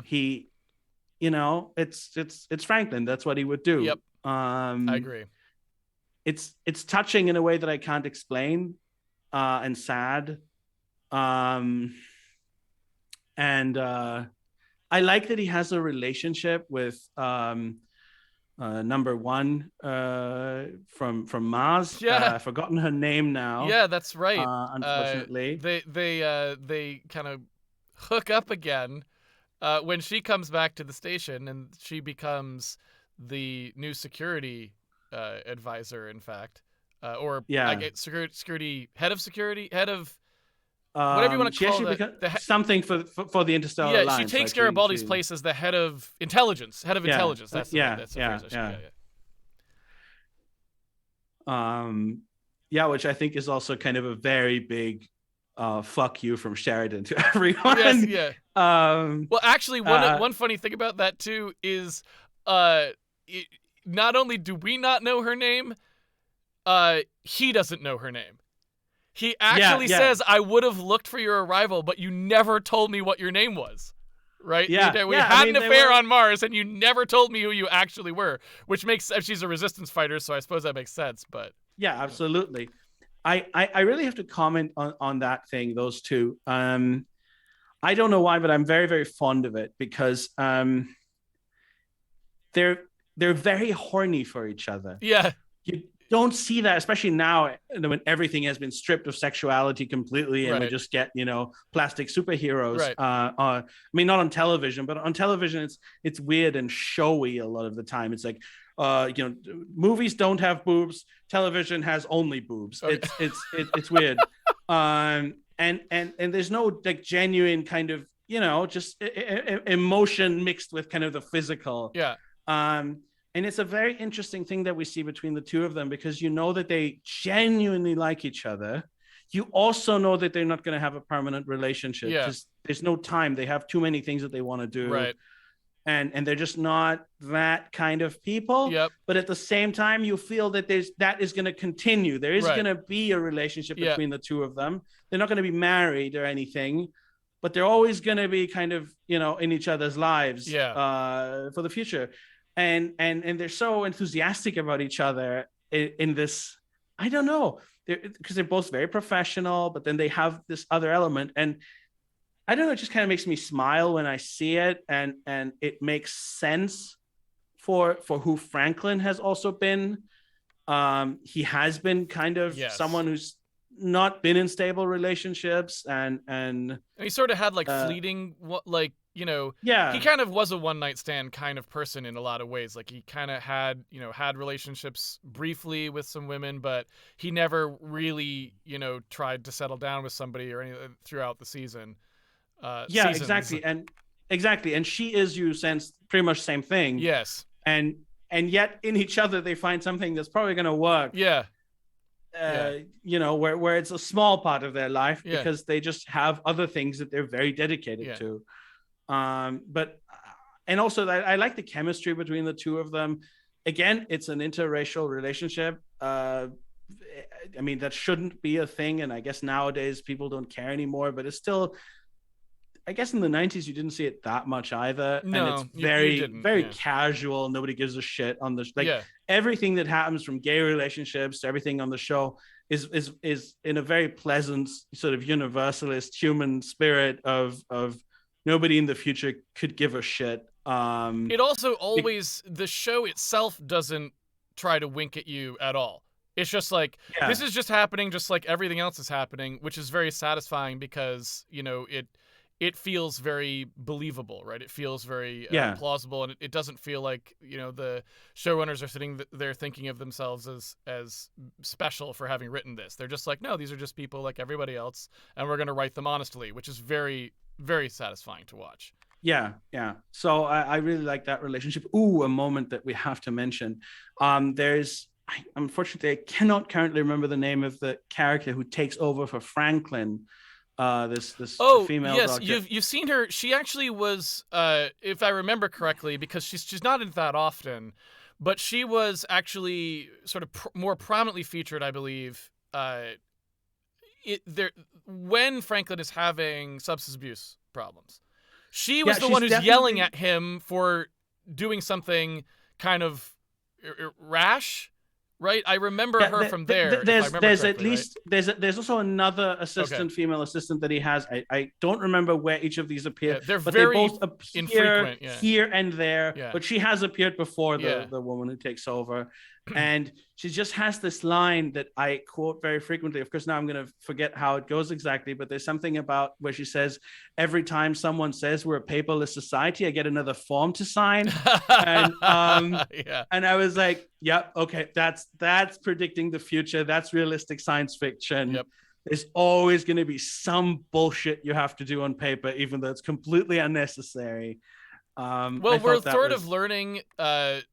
We've learned now in the modern day that being paperless doesn't actually matter because the paperless version will also be made completely inconvenient and slow and cumbersome. So it's like, even when Yeah, the last shred of paper has been forgotten and everything is digital, it will still be a huge pain in the butt. yeah. I mean, God knows, every time in Europe I go somewhere and I have to show my vaccination QR Right, code, which is right. not a normal Yep. QR code, but some other Oh yeah. thing that some company Yep. did, Yep. and it's like, nope, doesn't read it. Yep. Nope, doesn't read it. Yep. Nope, doesn't read it. Nope, doesn't read it. Yep. And like, fantastic. Yep. That's we really needed this. Yep. This is helping. Yep. It Um, turned out it wasn't the paper, it was us. That's the problem. yeah, Anyway, but yeah. digression. Uh, Yes, no, that's a great but line I to be sure. that just really stuck in my mind. Yeah, we talked about Jakar and how he becomes this religious figure. He gets replaced by Talon, who we Yes, which was very is a nice. minor character from seasons ago, who has slowly grown into this, very dignified kind of person who from a fairly sort of generic warrior type has kind of seeing Jakar has kind of grown, and I mean, we don't know much about where he's going to go, but we just get the sense that now a new journey is beginning, and this person is going to, have his own story that happens afterwards. And he, correct me if I'm wrong, but he's also the person who is the reason the book of Jakar becomes published, right? I mean, he's the I one who think so. finds Yeah, it and yeah, takes yeah, it back, thinking that Jakar has been kidnapped potentially or imprisoned. yeah. But he's someone who maybe understands Jakar a bit more than the others. Yes. He has a spark also that's kind of similar to Jakar's, And in understanding, I think, it makes natural sense for Jakar to pick him because he was a warrior, but he has now kind of like learned what is and isn't appropriate about that in a way that, you know, you get the sense that most of the warriors in Jakar's, you know, sphere have not. You know, most of the people he would encounter have not learned these lessons, and so it makes good sense that he would be a person Jakar would kind of point to as like, you know, you're the person who should try to take up the task of putting our civilization on the right course. Yeah, yeah. And then there's Zach, who takes the place of Garibaldi essentially as head of security. I really like. Then Veer's advisor, like 20 Yes, years that's the later. last Yeah, episode. Yeah, we're going to talk about that, I think, yeah, very soon. But I love Zach because he's just like an honest, good guy. He falls yeah, for some, you know, night watch bullshit at one point, yeah. and he pulls himself together, and then he just kind of lives his life and contributes what he can, and like there's not that much more to say about him in a way. You get the sense he's had bad things in his past too. He's given a second chance, and he makes the most of it. He also kind of had some satisfying. It wasn't explored as much as I would have liked, um, especially given the fact that we spend so much time with the telepath cult that I really couldn't care less about. Zach's sort of affection for Lita is not really explored as much as I would have liked. You get a little bit of a moment at the end where Lita leaves with Jakar and Zach is looking on. You know, the writers haven't forgotten about this. But yeah, I liked that as well. I wish maybe we had seen a little bit more of that during the telepath cult part of things, because it was sort of underlined, but never. We always spent more time with other things. So there's okay, so one thing we haven't talked about much. There's these TV movies, right? Yeah, and I didn't know about these, so I haven't seen them. I also don't know if they're available in these right. new editions on Amazon. So I don't know because I don't have access to that, unfortunately. In Europe.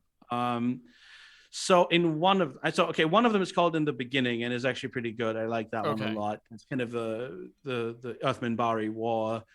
It's got some issues. The actors are too old to play younger versions of themselves, you know, but it does have some very beautiful moments. It has a bit more Londo, so if you get your hands on that, if that's available, I wouldn't say that's not bad to watch. The others I have issues with because I feel like they're hard to fit into the world entirely. But there is one scene in Third Space, actually, I think, where I don't want to spoil it entirely, but Zach has an entire speech to Lita about how he feels, and she can't hear him, and it's great, and you feel very sorry for him. So there is a little bit more, you know, in the TV movies, but they don't. Third Space technically happens somewhere in like season 4 or something, and it just doesn't make any sense because why does nobody ever refer back to this? Right, and it bugs the shit out of me. And River of Souls is about a soul hunter. I think it's actually a good story, but it's really badly directed. I'm sorry, Janet Greek. You're even called Greek. She's directed some good episodes, but she's not always my favorite director. And that one just kind of falls flat in a bunch of ways for me. But In the Beginning is pretty interesting and it has a couple of really touching things about humanity fighting to the end and all that. Anyway, I just wanted to mention that in context. Oh, and as I said, there's the Lost Tales, which was supposed to be like, we're going to do this low budget DVD spin-off where we just show various stories from the B5 universe. I see. And there's only one, and then Straczynski wouldn't make more because they gave him so little money, and then they wouldn't give him more money, even though it had done well. And he was like, fuck it. I mean, to the point where on the DVD, there's a version where they're like doing it with sock puppets because they're like, yeah, we might as well just do it with, with that, with this budget, which is quite funny. Anyway, The Lost Tales is very beautiful. People were mixed on it. It has a very beautiful thing about a possession on Babylon 5. With essentially just Lockley and a priest. Since you like Gospels of the Flood, you might like that. It's actually more adjacent to that than to anything else. It's very different. But I mean, you have to get over the fact that there's like no budget. Like Right. it's the effects look good and stuff, but they can't even build proper sets, Okay. and there's just so little. But it is interesting. But these are kind of external things in a way to Babylon 5 proper. So they're interesting, but I think the show is the show. It's the 5 seasons, and maybe in the beginning, I would say it's not the canon, but I think that is like if in 300 years they have a council to determine what is the true Babylon Okay. 5, then That's what it should what I be. would argue they should Okay. they should be. Um, um, anyway, so yeah, so slowly we come to the end as all the characters start to move on. And Jakar, this is where Jakar's speech that I referred to happened, and it's the one of his that really landed the most for me. Like I said, I know Mhm. you really liked the one in season 3, or I guess if that's where it was. I thought it was at the end of season No, 3. it's the end of Zahadum. It's the end of season 3. Yeah, end of season 3. Um, I wasn't that crazy about it. I was like, meh. I'm not a fan of voiceover, so it was starting off on the wrong foot for me anyway. This one, however, did. Totally landed for me. I was surprised at how much I liked it. It's kind of just a monologue. It's kind of just like a thing he just says, but it really worked. And again, like in a way, it's. I hate to like praise one part and criticize another, but it's kind of a scene where I've just never thought the other characters really live up to Londo and Jakar, and you kind of feel it in that scene too. It's like Sheridan just doesn't. Sheridan just can't be the kind of character Jakar is in my head for whatever reason. So it's just like it's kind of tough to take this thing where it's like it's just so powerful on one side and it's just like on the other. So that's a little bit tough, but overall, again, I really loved that speech, and it really hit home for me. And it's, I think, one of my favorite parts of that sort of initial, before we get to the 20 years in the future part, right? Of that first ending, it was, I think, one of the greatest speeches. I also kind of liked his offhand comment to Lita. He asks her, do you want to come with me? And because we both kind of probably have to leave here, it would be best if we did for everybody. And when she agrees, she makes kind of an offhand comment that like, well, I guess this is what you always wanted anyway, was to like, take me off the station with you and whatever. And he says like, if that's really what you still think, then I guess this trip is going to be even more important than I thought, basically, is what his comment means. Because he's like, I'm nothing like that anymore. And, I think hopefully we'll both benefit then, spiritually from this, because it won't be like that, and I liked that a lot too. Yeah. She's become very bitter. Yes. And he the opposite. And he the opposite. Yeah, they've kind of switched places almost. Yes. I really like the scene where she demonstrates how powerful she is. Yes. I think she makes everybody like tap at the same time. Yeah. And that was like a moment where it really worked for me, where the whole she's a telepath thing, yeah, without any special effects, without anything, really subtly. Oh shit. Yeah. Lita is something else. Yep. I really like that. Me too. That was cool. Are we forgetting any characters? I mean, we've talked about Molari quite a lot. Jakar. Yeah, I think we've got they all everybody. kind of. Yeah, they all leave, get replaced, and I think there's already a very big. I mean, the last 3 episodes are called Objects in Motion, Objects at Rest, and then Sleeping in Light. Yeah. And honestly, that in itself already describes what's happening. The show is essentially slowing down and ending. Effects aside, mostly they're, I think, still very good. There's kind of a very touching moment at the end of Object at Rest when the new crew Sheridan kind of salutes Lockley, and you see the new people and the old.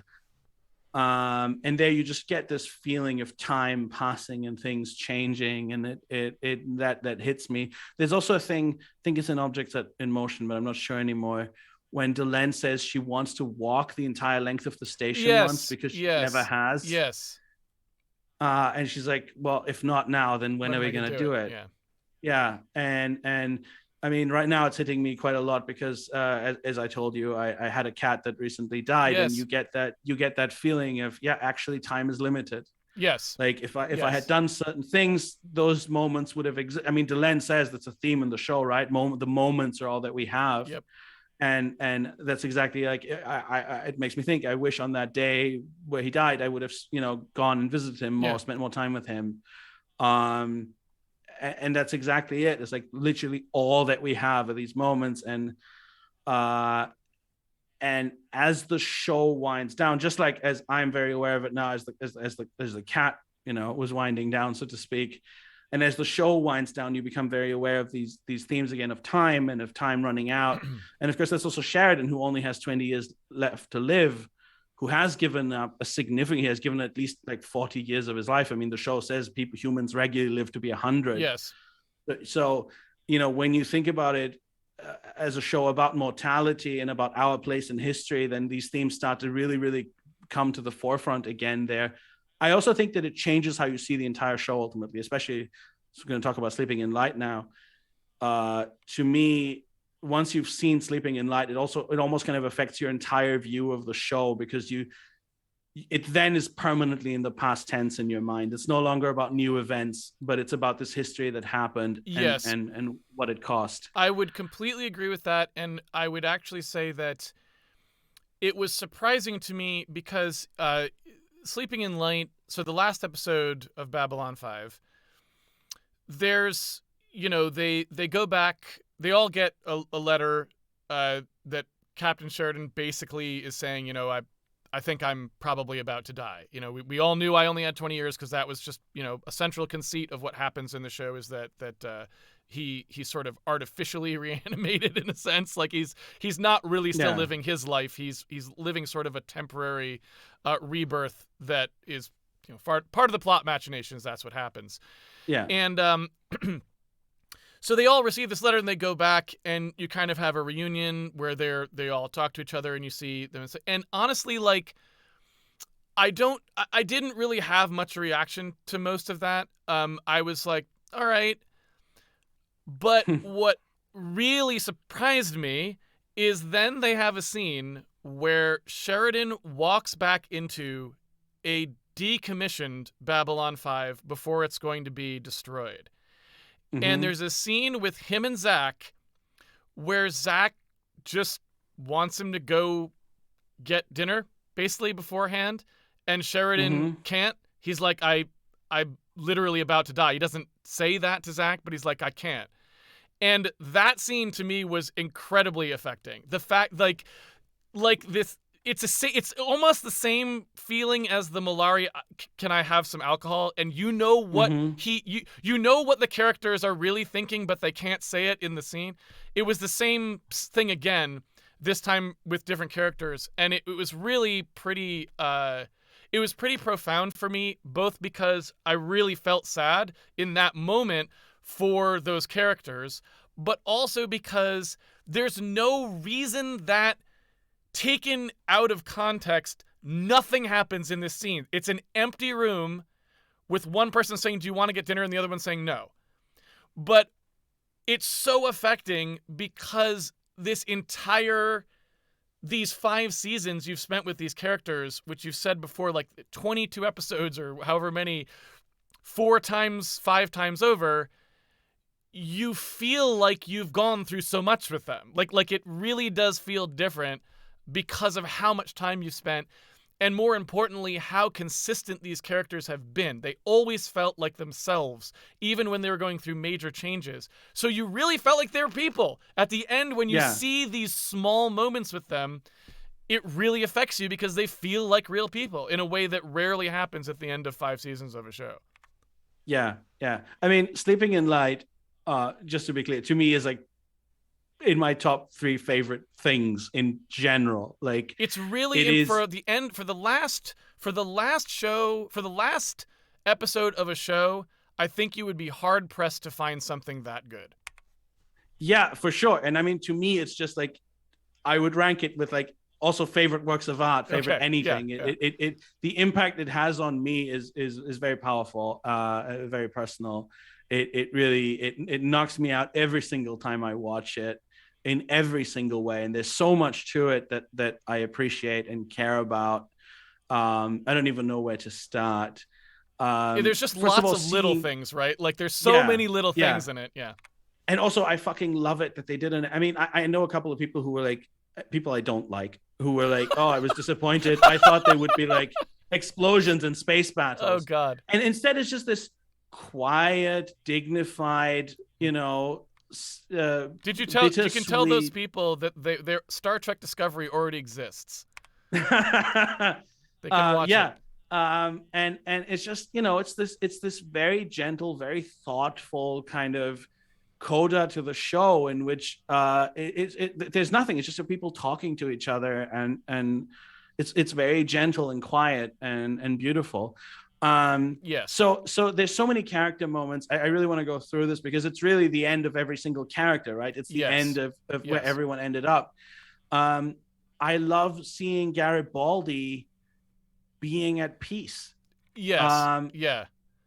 He still kind of has, you sense that there is some distance between him and Sheridan that then kind of melts away when they're all together again. But he even says so. They've had problems over. Yes. They had that. You can't forget what happened. You can't sweep it under the rug, and they're just friends again the way they used to be. There's always this damage, but they're still friends. And yeah, and I just love that he's different. You see him be different. He is calmer than you've ever seen him. He has a daughter. He's really at peace with himself. I find that very satisfying and touching, especially because he's one of the characters that you really kind of saw in the shit. Like he was, this problem there, the Brown sector, this getting shot in the back. Like, he was miles from where he ends up. So I found that very beautiful. He also has there's a nice little touch where as he's leaving to go back home after the dinner, he takes a little alcohol glass off of the shelf and puts it in his hand, which I thought was a nice touch too. Yeah, for just his a character. memento. A memento. Yeah. I mean, you see Ivanova again. She's definitely has a kind of sadness to her. Yeah. From all the things that have happened to her in life, she is clearly a major person in the Interstellar Alliance. She's a significant historical figure, but she's also, she bears the scars of that. And yet at the end, when she's going to be the head of the Rangers at the end, and there is a sense that, okay, yes, even for her, something is, something new is beginning. Actually, that kills me. There's in the final voiceover, she has a line where she says there can always be new beginnings, even for people like us. And how she performs that and her facial expression. I mean, you don't see her talk, but it's intercut with, with her. And there is this vulnerability and this feeling that, Ivanova is someone who had this brokenness, like Garibaldi very much, and maybe doesn't always think the most of herself underneath everything, has gone through a lot. So that was very, very touching to me. I agree.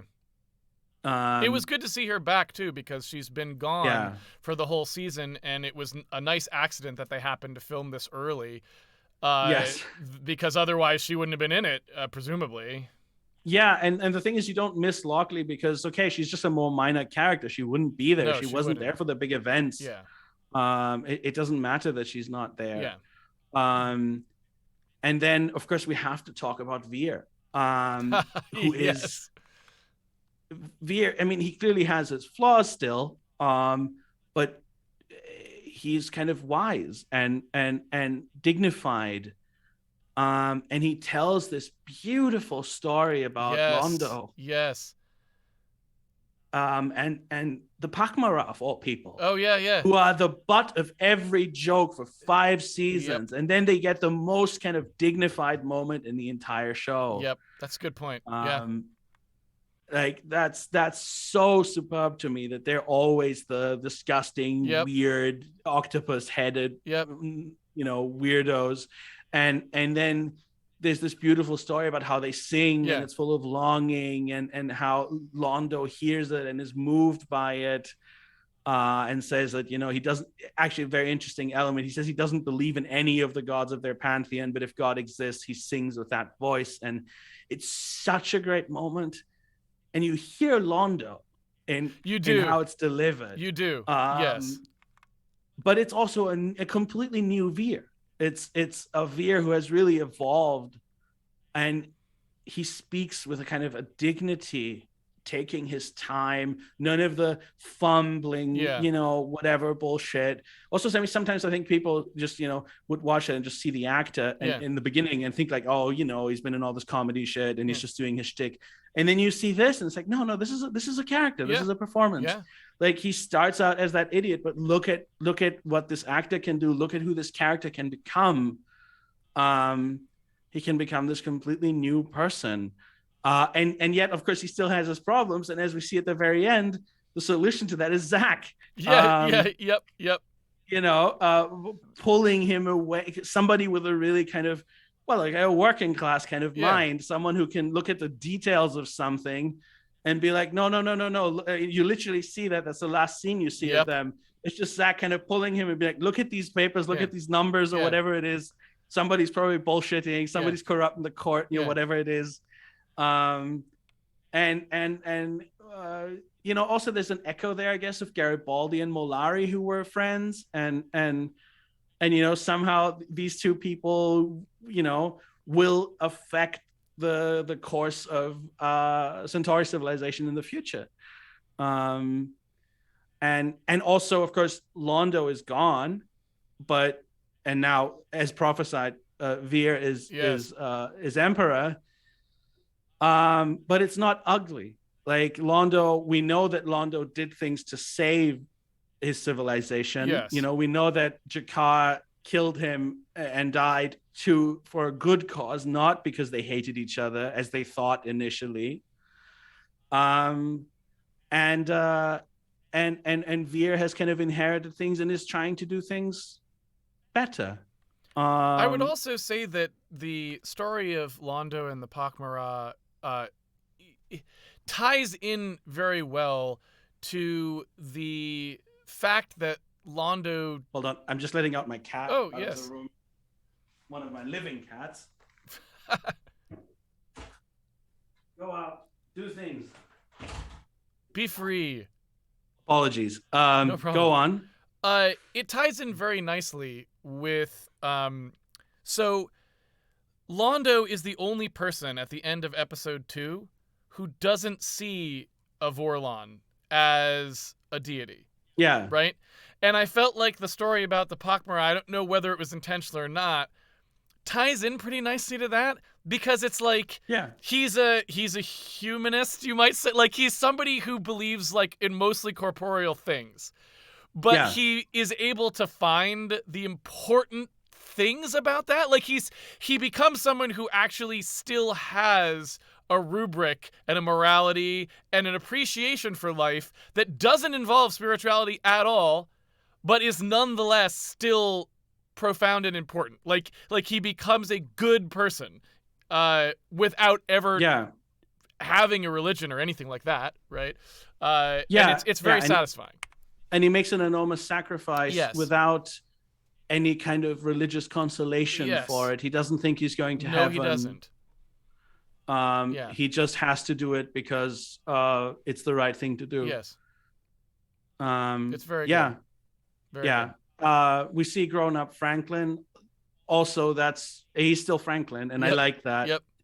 He's doing his thing, and he's just going to keep doing his thing, and that's him. I wouldn't want anything else. He's still friends with Garibaldi. It's nice to see all these touches. That those two have spent time together. That they still hang out and have Italian food and do whatnot. That is, it's present. It's in the room. It's in the little touches. It's also kind of nice that they also use that to kind of demonstrate they do a nice job of demonstrating how important this still is to the characters, even though they've kind of long forgotten about what happened 20 years ago. They all have stuff that they need to be doing, and Yeah. they go out of their way to show in the scenes that these characters don't have time for anything right now. They're like Steven, he's like, I can't stay another day, I gotta go back.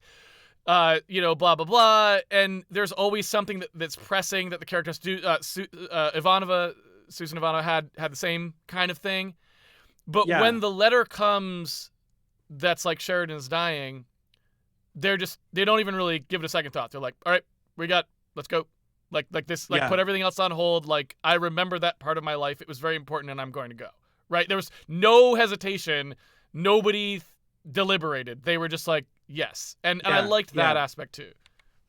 Yeah, that's touching because it says a lot about these bonds between them and what they went through and what it means to them. Yes.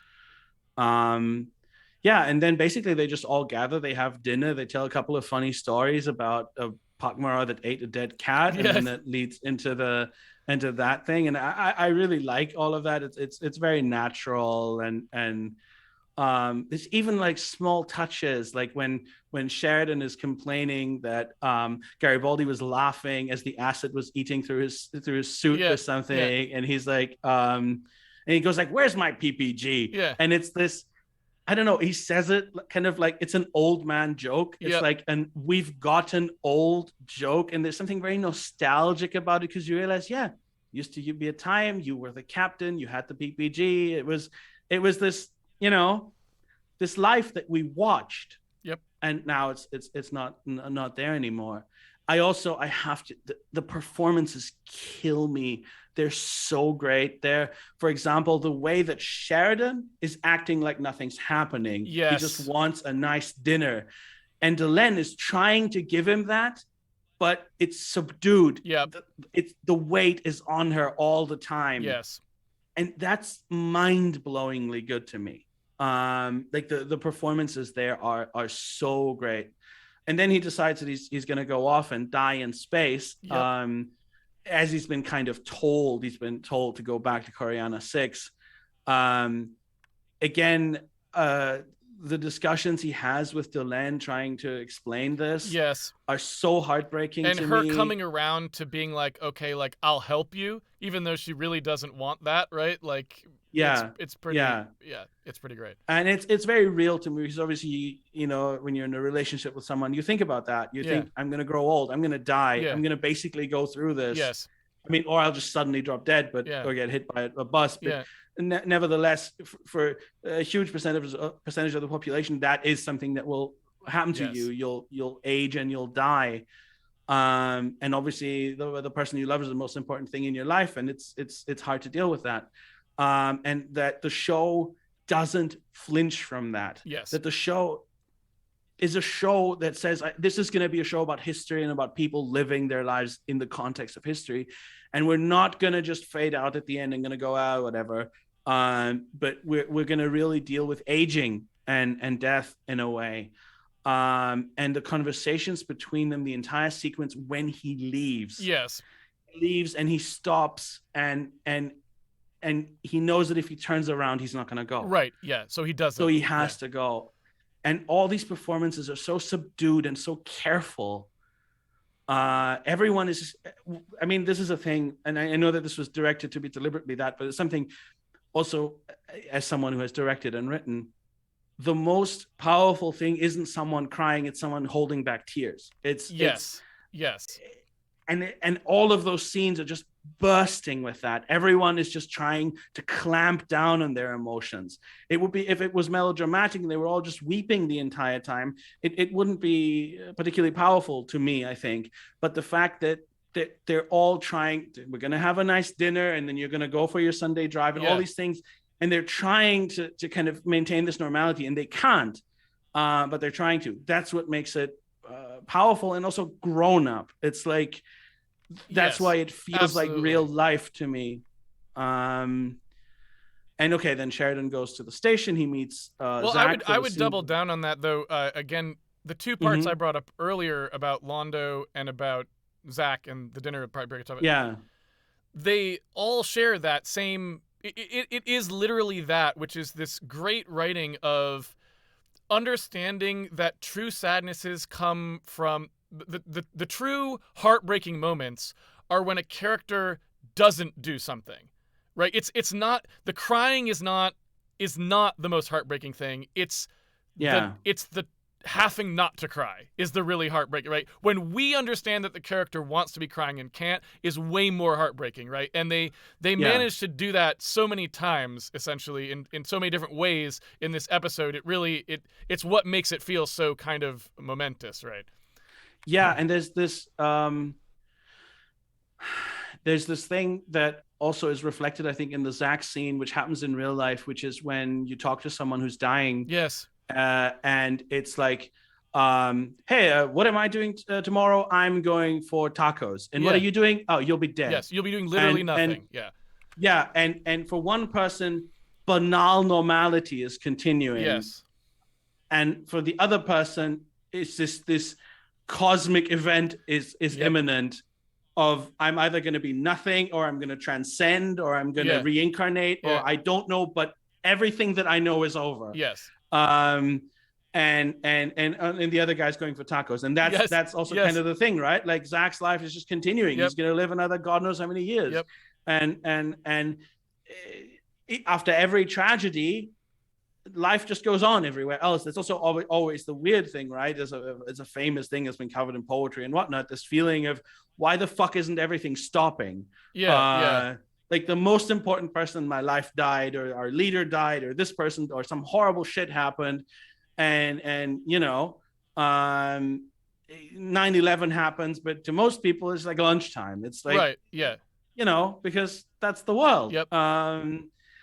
And I think that's reflected very well in that scene as well.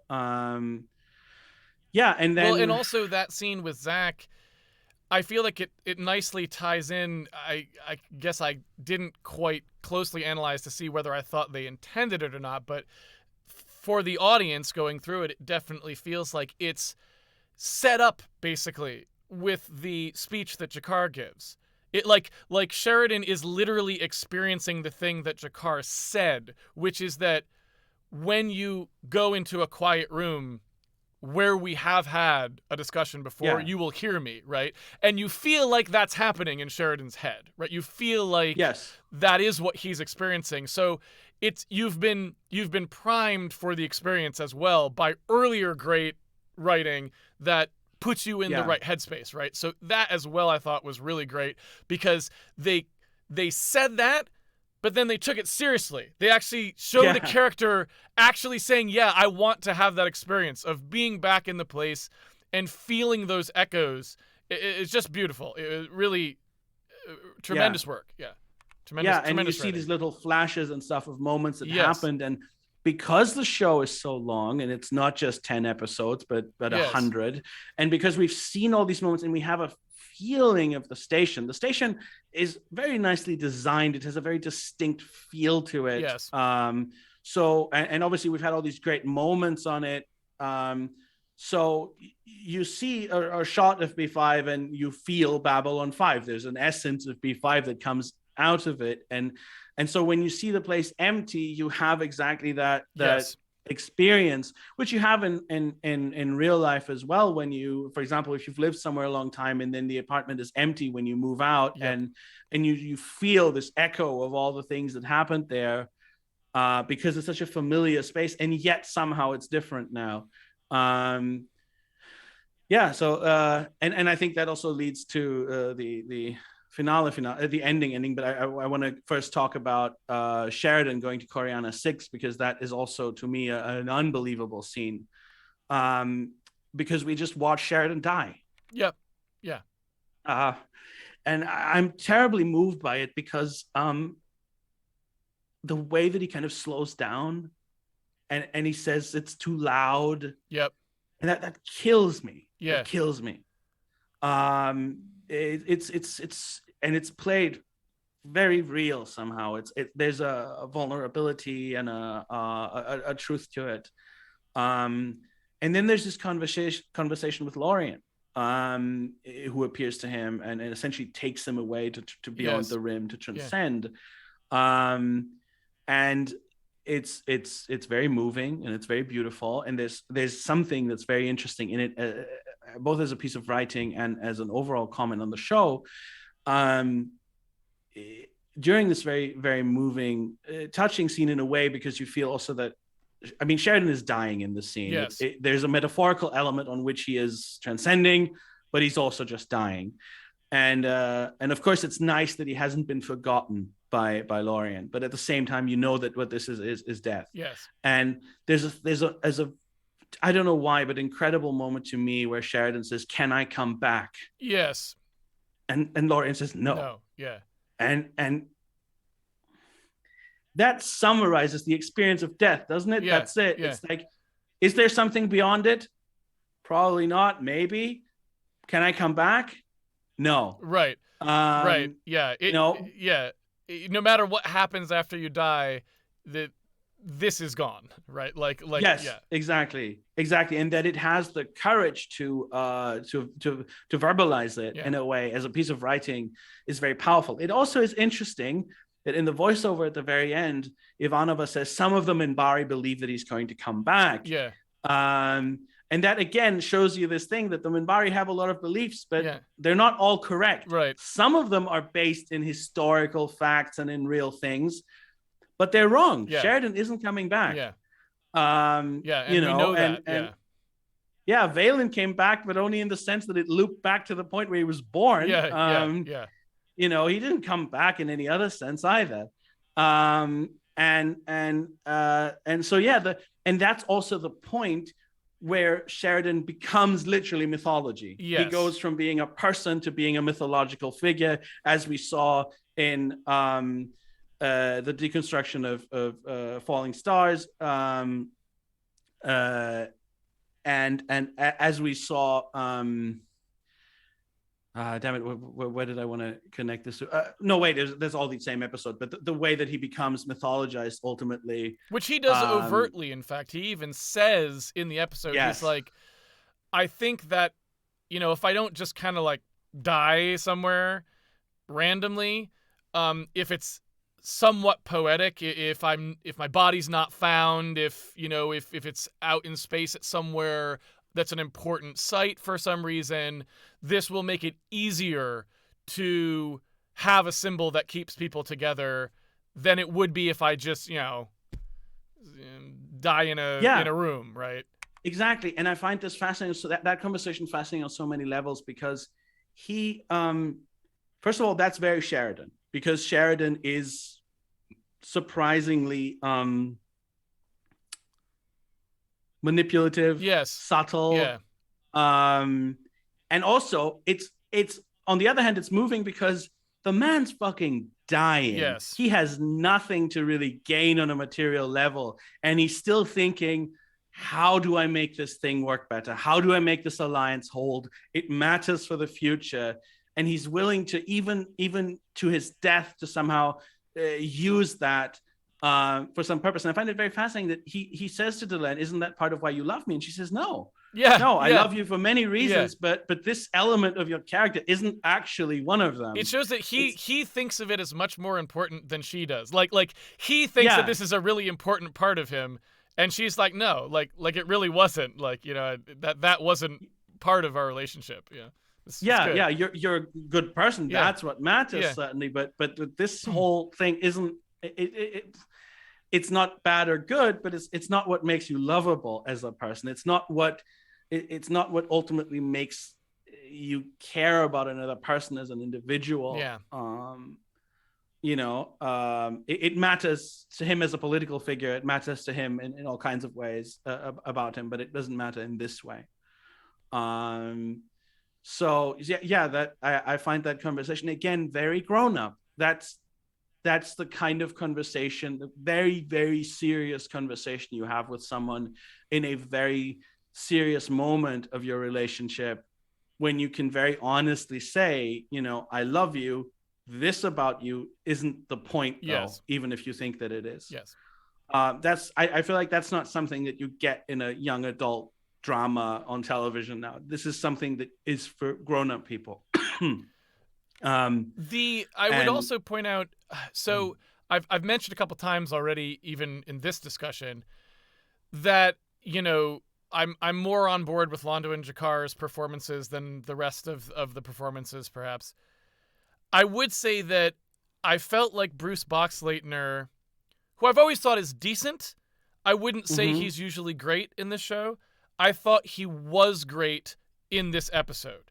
I feel like he turns in his best performance of the series when it counts, I guess is what I would say. This is the most important time for him to be conveying, all the right emotions and all the right things. And he almost like he almost settles more naturally into the role of being older than he did in his younger self. For whatever reason, he just, I don't know, maybe he got it more, or maybe he, I don't know, just luck or whatever. But for me, this was his best performance in this episode, which is when you would prefer to have his best performance, I would say.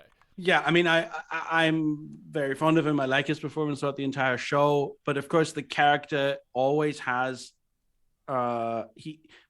he always has to keep it together. He always has to be very strong. He always has to be the leader, and this allows a lot of other colors to into the mix, and it works great. But that feel natural to who is the person that we've seen, and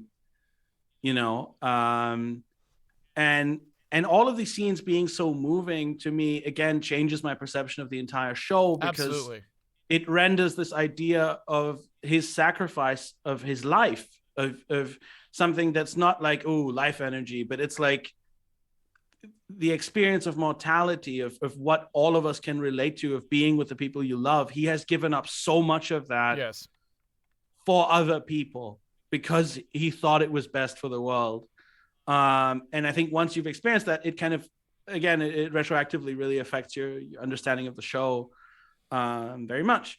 Anyway, so we've talked about Sheridan dying, and then basically we get to just the decommissioning of Babylon 5. Yes. Which is, as scenes go, probably in my top 3 favorite scenes of anything. Wow. Okay. In like cinema or film or anything. Of course, not taken by itself, because it's the context that makes it meaningful. We see everyone back on the station. Everyone like has a moment, essentially. They say goodbye. And then we just have the sequence where they all leave on a shuttle. I am always very deeply moved when I watch it by the fact that all the other races have a ship present as well. Yes, that's a good point. It's kind of, Babylon 5 has kind of been forgotten at this point. It's been 20 years. The thing is no longer particularly relevant. But then you realize everyone still has this respect for what happened there. And seeing all those other ships, I always found very, very affecting, because it is this moment, this tribute to the importance of the station. And the station is a character in the show in a way. It is,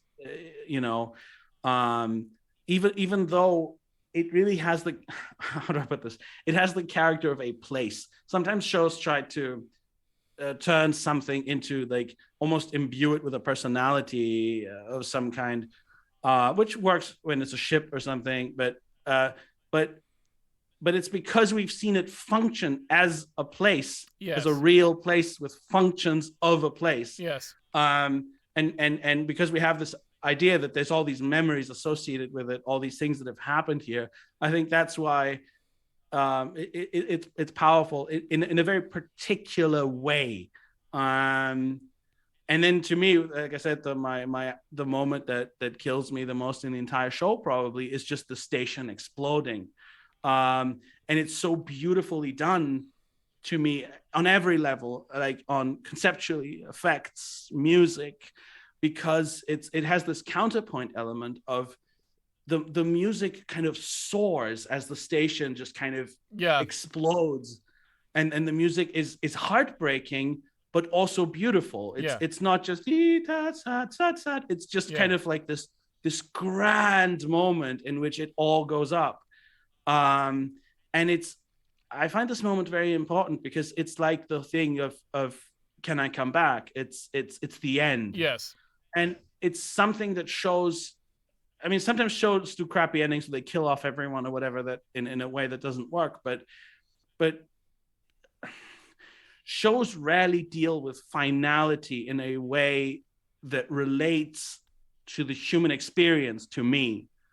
And this really does, because it's like, Yeah. you've been watching this show. This show is Babylon 5. And you know, how do I put this? A product, a TV show that's a product doesn't end with the station exploding. It ends with, there might be many more spin-offs and series and this and that. But this is the end of the story. Babylon 5 did what it did. And you know, there might have been some other stories that happened on it, but the really important thing were those 5 years where history was made. And now we just see the entire thing go up. And it kind of expresses in a visual everything that's happened with the characters. Everyone has reached the end of the line or is going in a new direction, but this is over. And the choice of playing it the way that they do as both sad and incredibly beautiful is what just makes it, to me, an extraordinary moment. I would say too that nothing at the end, nothing even in the last 3 or 4 episodes of Babylon 5, probably more, honestly, really have anything to do with the plot overtly of Babylon 5. And I think it's a real testament to how good the character work is in this show, that it's really some of the best of the show. It's some of the most engrossing aspects of the show, scenes of the show are happening at this time. There's nothing clever. There's no plot twist. There's no great battle or villains vanquished. And yet, it is some of the best stuff in the show is happening there.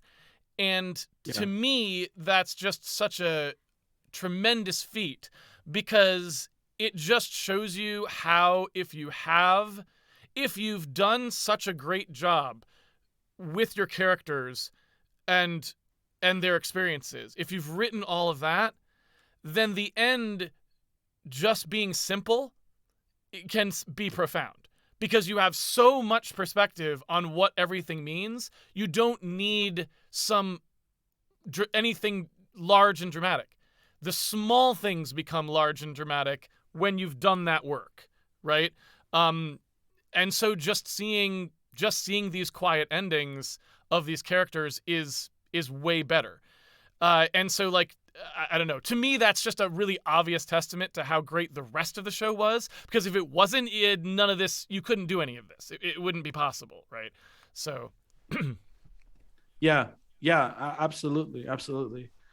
And that final montage of the show of just seeing everyone's kind of a glimpse of what everyone's going to go off and do with to me, very beautifully written voiceover. I know you don't like voiceovers, as you said, but it's like, it's seeing Garibaldi be a father. Yeah. See that Franklin is just going to continue to save lives, no matter what it takes, even if they're, pockmarized and that kid, it's just, he's just going to continue doing that. That's who he is. He's going to do that until the end. Like, you see Veer be emperor with Zach, and you see that, Ivanova, she suffered a lot, but as she says, there can always be new beginnings. Yes. And even for her, there's that. And then there's the thing with Delenn, which again is one of the things that just absolutely kills me when I watch the sun it. Go up. Every day for as long as she lived, Delenn got up before dawn and watched the sun come up. And that's a beautiful sentence in and of itself. Like, as a writer, you just think, oh my God, what a gorgeous sentiment. Like, it just describes someone getting up to watch the sun come Yeah. up, and yet it's everything about her relationship with Sheridan, everything about what she's been through, Yes. and just that shot of her seeing Sheridan next to her and yet not. Yes. You know, he's there, but he's not. Yes. And she just raises her hand towards the sun, and that's almost like a symbol of the entire show of reaching out for some kind of meaning and humanity, and in a very cruel universe, but full of loss and you know, all of these things, but somehow reaching out for the light, trying to build and do something, and do something meaningful with the handful of years that we have. And it's an incredibly powerful thing, I think, to end on. And I like I opened this discussion with, to me, that's why I put this season way higher than 3 and 4. To me, seasons 3 and 4 ended kind of more in the sorts of things I don't really care about, which are bigger, dramatic sort of things, you know, plot things. Yeah. And it's like, you know, I can certainly appreciate that maybe shows need to have a mix of those sorts of things because different people latch on to different stuff. But, you know, when I'm talking about purely my enjoyment of the show, season 5, if you took the rocky parts with the telepath cult out, it's pretty much all stuff I loved. And right up to the end, where the end is tremendously good. The way I would like it feels a lot more like the ending in season 2, where it's really just about people and seeing something happen with a character, and there's not really giant, like there aren't ships in space and alliances and that. It's a little thing that a character chooses to do, or, you know, and the last couple episodes of season 2 felt that way. The last couple episodes of season 5 felt that way, and it's tremendously satisfying. Yeah, I mean, it needs the previous seasons to get to this point. I think, you know, it needs these people to have been through all this to get there. But yeah, absolutely. I mean, that's what, you know why I said season 5 wobbles. It's just like it, but barely. It's like I was expecting more when you said that. I was expecting worse. It wasn't. It's not that bad. It's not that bad. Not. No, it's just that there's kind of a drop in places. But I think it's honestly just like they were going at full speed and then they just got, you know, tripped by something, and they kind of lost their balance for a little bit. But then by the end, they're just going at full speed again. Yes. Like they're really firing on all cylinders there at the end. It's the show written at its absolute best, I think. I would agree. And it's just it leaves you having experienced something that feels very real, something that feels very moving, that will stay with you, and at the same time it has this feeling of richness, that you've been in this world for 5 years. In a surprising way, I would say, too, in that until you watch the last episode, I don't know that you would realize just how engrossed in it you were. It's like when you get to that episode, you're like, it's almost surprising mentally that you're like, wow, like I'm surprised, but I do feel like I've been through a lot with these characters now. Like I'm feeling it with them in a way that I wouldn't necessarily have guessed, but I did, right? And it's like it's an interesting realization that you have when you come to the end of the series, because you really do get that emotion. It's very different from most shows. Most shows, you don't have any sort of feeling like this at the end of them. At least I have not traditionally. Yeah, no, it's rare. It's rare. There's a handful of them that achieve it for me, but this is the best of them. And yeah, it's just very rare that at the end you look back and you really feel the distance.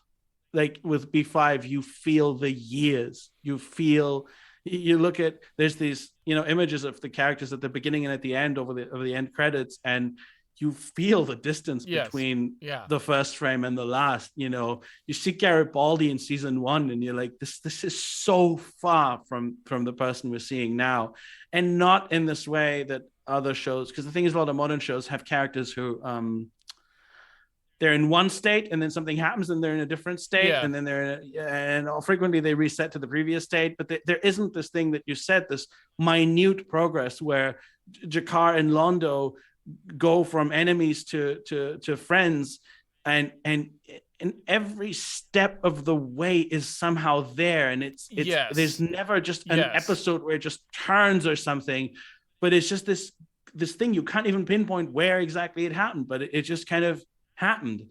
And Exactly. It's a very it captures the intangibility of a dynamic character in a way that writers almost never do, because it's too easy or perhaps convenient to overtly, because the writer knows that this character is going to change, and it's probably very difficult for them to make that happen naturally because they know what they want to have happen. In most shows, it's too obvious. It's too feels too planned. It feels too, like a writer wrote it. And in this, that relationship is so remarkable because it doesn't feel like a writer wrote it. It just feels like it yeah, happened, right? And that's incredibly yeah. difficult to achieve. You almost never see that.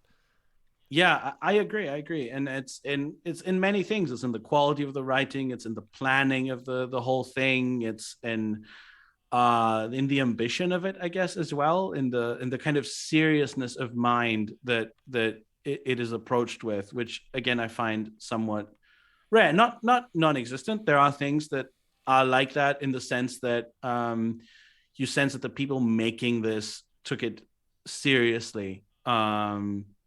But very frequently you also find that there's a throwaway quality to a lot of stuff that gets done, even when it gestures at something profound. It doesn't really mean it, and they don't really give a shit. Um, and but all of these things kind of come together, and then they just make this show here. And it's been years essentially since I watched it, but it's completely burned into my memory.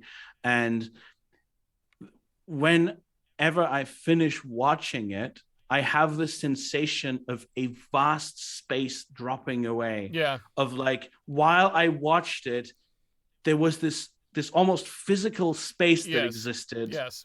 that I had access to, Yes. and now I don't anymore, and I'm Yeah. sad about it. Yep. But I'm also glad that I had. But while it was there, it's like I'm opening my television and I'm just looking into this other world Yes.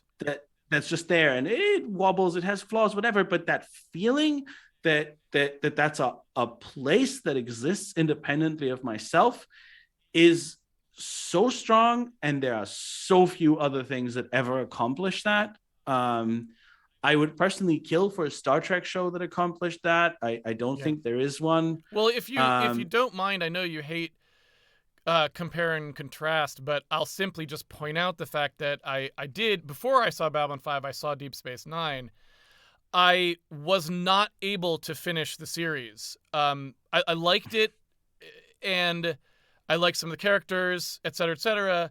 But by the time I got to the last season, I thought the writing, their complete refusal to seemingly have read any of the previous scripts or even known who the characters were in previous seasons was so off-putting to me that I was just like, I don't really want to watch this anymore. I'm just like, it's obvious that they didn't care, so I don't care either.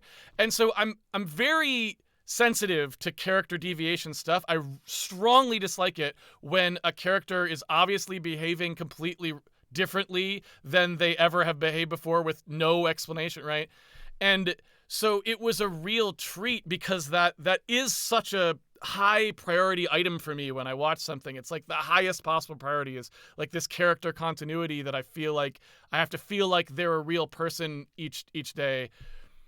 It was such a treat in this show. That's why I say it so many times, because it's a real rarity. And yeah, you say Star Trek. I've never seen a Star Trek that even came close to this kind of continuity. It is so emotionally satisfying and also leads to so many payoffs that you can't get any other way, because there's always a certain amount of artifice in it. And in Babylon 5 with those two characters, it's just like there just wasn't. It's really remarkable. It's like it just wasn't artificial somehow. And it's yeah. Yeah, I don't know what else to Yeah, say. I mean, again, I don't want to Yeah, spend all my time shitting on Deep Space Nine yeah, just because it gives this kind of yeah. annoying geek culture Yeah, feeling that and I don't I'm like. not really a Star Trek person or any. I'm not even a Yeah, geek culture person. But I'm saying like the that thing is, happened to me. That I happened to me. love the idea of Star Trek and of especially of the Next Generation, this kind of utopian future thing. Yeah, And I would love a show that made me feel, as a handful of episodes of the Next Generation did, of there is this future utopian spaceship and I can spend time on it. yeah, And yeah, a handful of times it succeeds at that, and then it's great. yeah. But that's so rare, and I just don't get that feeling. And it's not, people will go like, oh, it's because B5 is gritty or dark, and it's not that at all. It's just in the writing and how it's written and how attention is paid to things, and um that's where it's at. You could do a show that has the writing quality of Babylon 5, but is still about a future utopian society. That's perfectly doable. It also doesn't. Um, I mean, I'll be honest. I wouldn't categorize Babylon 5 as gritty or dark at all. Actually, I no, think that's it's a actually very hopeful. Yeah, I think that's a mischaracterization. Yes. It's a misattribution of the fact that some of the sets of Babylon 5 are gritty. That does not mean that the writing is gritty. I wouldn't really even accept that categorization.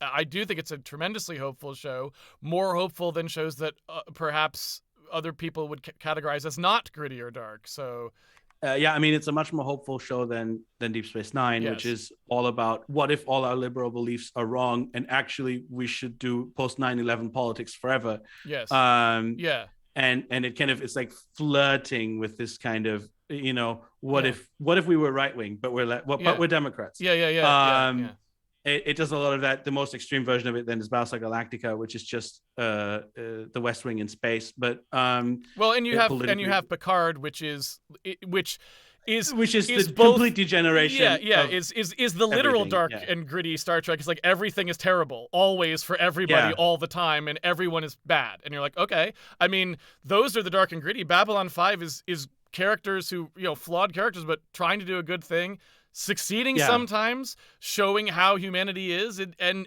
never really taking a cynical approach, almost Yeah, ever, and I would say. I would almost say that it's much more related to TNG in the sense that it's a show about how we get to the next generation. It's about how we get to Yes. the Federation. It's about Yes. trying to build that kind of Yes. world. Yes. And the original idea of the next generation was, here is that world. It's Yeah. what if we've arrived there? And I would love to see that. I would love to see a show that breaks my heart every episode because it's so much better than where we're at. Yes. And yet on some level it spurs me forward and says, that world could exist.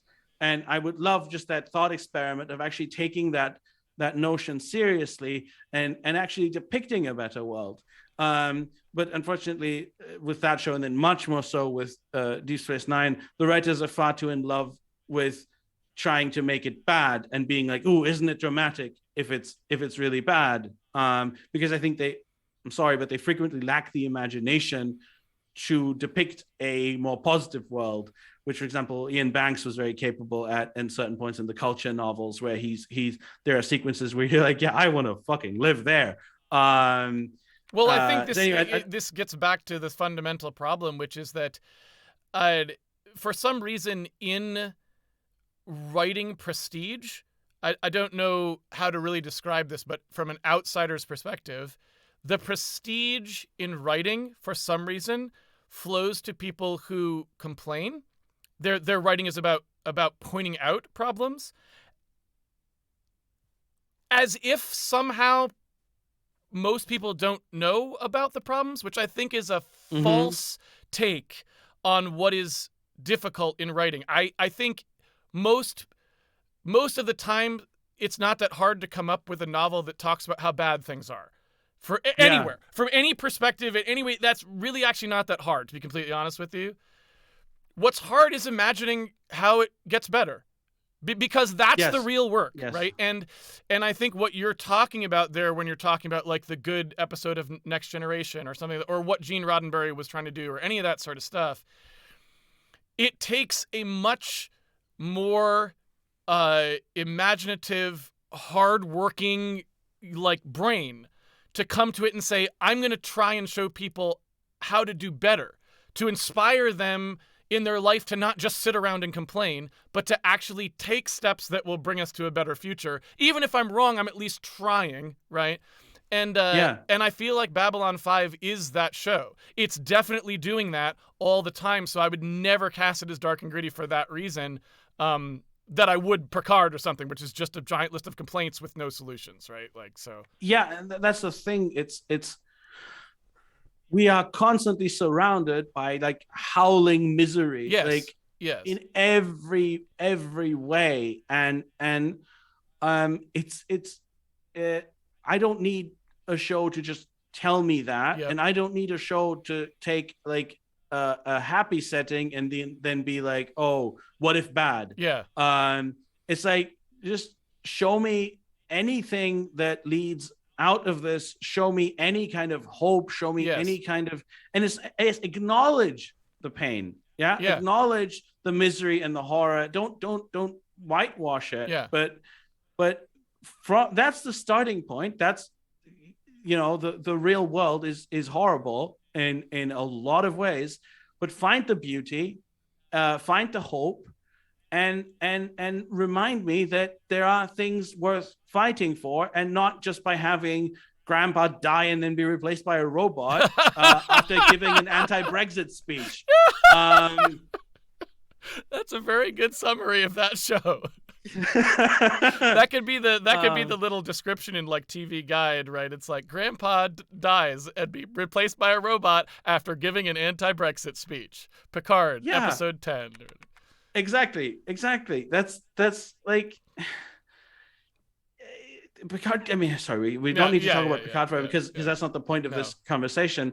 But it's like all these shows, I feel, get it the wrong way around. They're just completely upside down.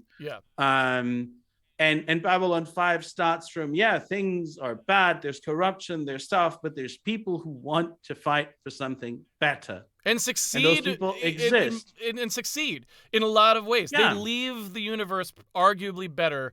Not perfect, but arguably better because they didn't take the easy way out, right? Especially Londo and Jakar. But even though we know that sort of Earth doesn't quite turn out as well in the short term, it does in the long term. And so, you know, like even what Sheridan did for Earth is also probably a case of it would have taken a lot longer if he hadn't done what he'd done. So pretty much it's like it's taking a fairly optimistic, like these people actually did help. They left it better than what they found it, which is more than you can say for most, right? And so Yeah, exactly. And it's very important because right now we live in an era of utter hopelessness, I think, when there doesn't seem to be any way forward. Morale is low amongst most people. And we have on top of that a kind of revisionist approach to history, or a kind of, I don't know, deconstructionist approach to history, where we look at every single thing and say it was bad. It was relentlessly bad. All of it was bad. Everyone was bad. They were all evil. And as a result, I mean, partially we have that because certain individuals now try to pretend that they're like the first person to do whatever the fuck was done 200 years ago or something. Or we have the even better kind of, well, the first time this has ever happened is in a Netflix TV show, when in fact it was done like by the Soviet Union in the 60s. Artists trying to take credit for fictionally presenting things that happened in the real world long before they actually did it. This kind of very bizarre moment in which there seems to be no way forward historically, and we look backward and we erase everyone who did something because they're not, they don't fit our current understanding of what's good or bad. I mean, that's explicitly something that started in the 90s with postmodernism very much. I mean, obviously that has roots that go way further back and to the CIA. but they literally funded it. How bizarre is it to be a leftist and be like, I'm going to put all my effort into something that I know was funded, but by Murder Incorporated. Anyway, but my point is that we live in this era where we erase the past, and that's explicitly what the deconstruction of falling stars is about. Thus the title Deconstruction as well. It is about this postmodern attitude to history, where Right. They essentially, explicitly engage this exact idea that yeah, like people yeah, just look back and they just look for the bad things. And it's unclear why that would even be useful. So it's totally unclear why it would matter to go nitpick the bad aspects of things that happened, because you can't learn very much from the bad things since they're the default state. What's the right, yeah. like the default state of a human is that they won't be like particularly, they won't accomplish something particularly good, and they'll probably do some bad things like that, whatever, right? Yeah, So the yeah. only point of studying like something that happened in history that went well is to look at what the people did well, because it would be, it's literally pointless to try and go back and find out that someone was a bad person, because everyone's kind of a bad person. Like that's not, Yeah, and yeah, it's not useful to find out, right? So it's like yeah. it's really just a self-aggrandizing activity that's just embarrassing when people do it, and it's now the norm. It's really rather It disgusting. is, but it has an effect. It has a real political effect. So we for example, we take something like Yes. the Civil War in America, Yeah. right? And we start saying, oh well, actually, nobody cared about slavery, Right. which Yeah. is just objectively Right. untrue if you read Yeah. anything historically. Like people were very engaged with the idea of ending Yes. slavery. Like people died for it, Yeah. believing that that's what they were dying for Yes. by the thousands. And that's just historical fact. You can't just undo that. And then you say like, okay, but then went wrong afterwards. Yes, in many ways it did. The main leader of the anti-slavery Yeah. movement was shot in the Yeah. head, Yeah. and then a lot of existing capitalist interests, kind of from a certain section of society, undid a lot of the progress. But nevertheless, a war was fought, and there was a change in property relations. Yes.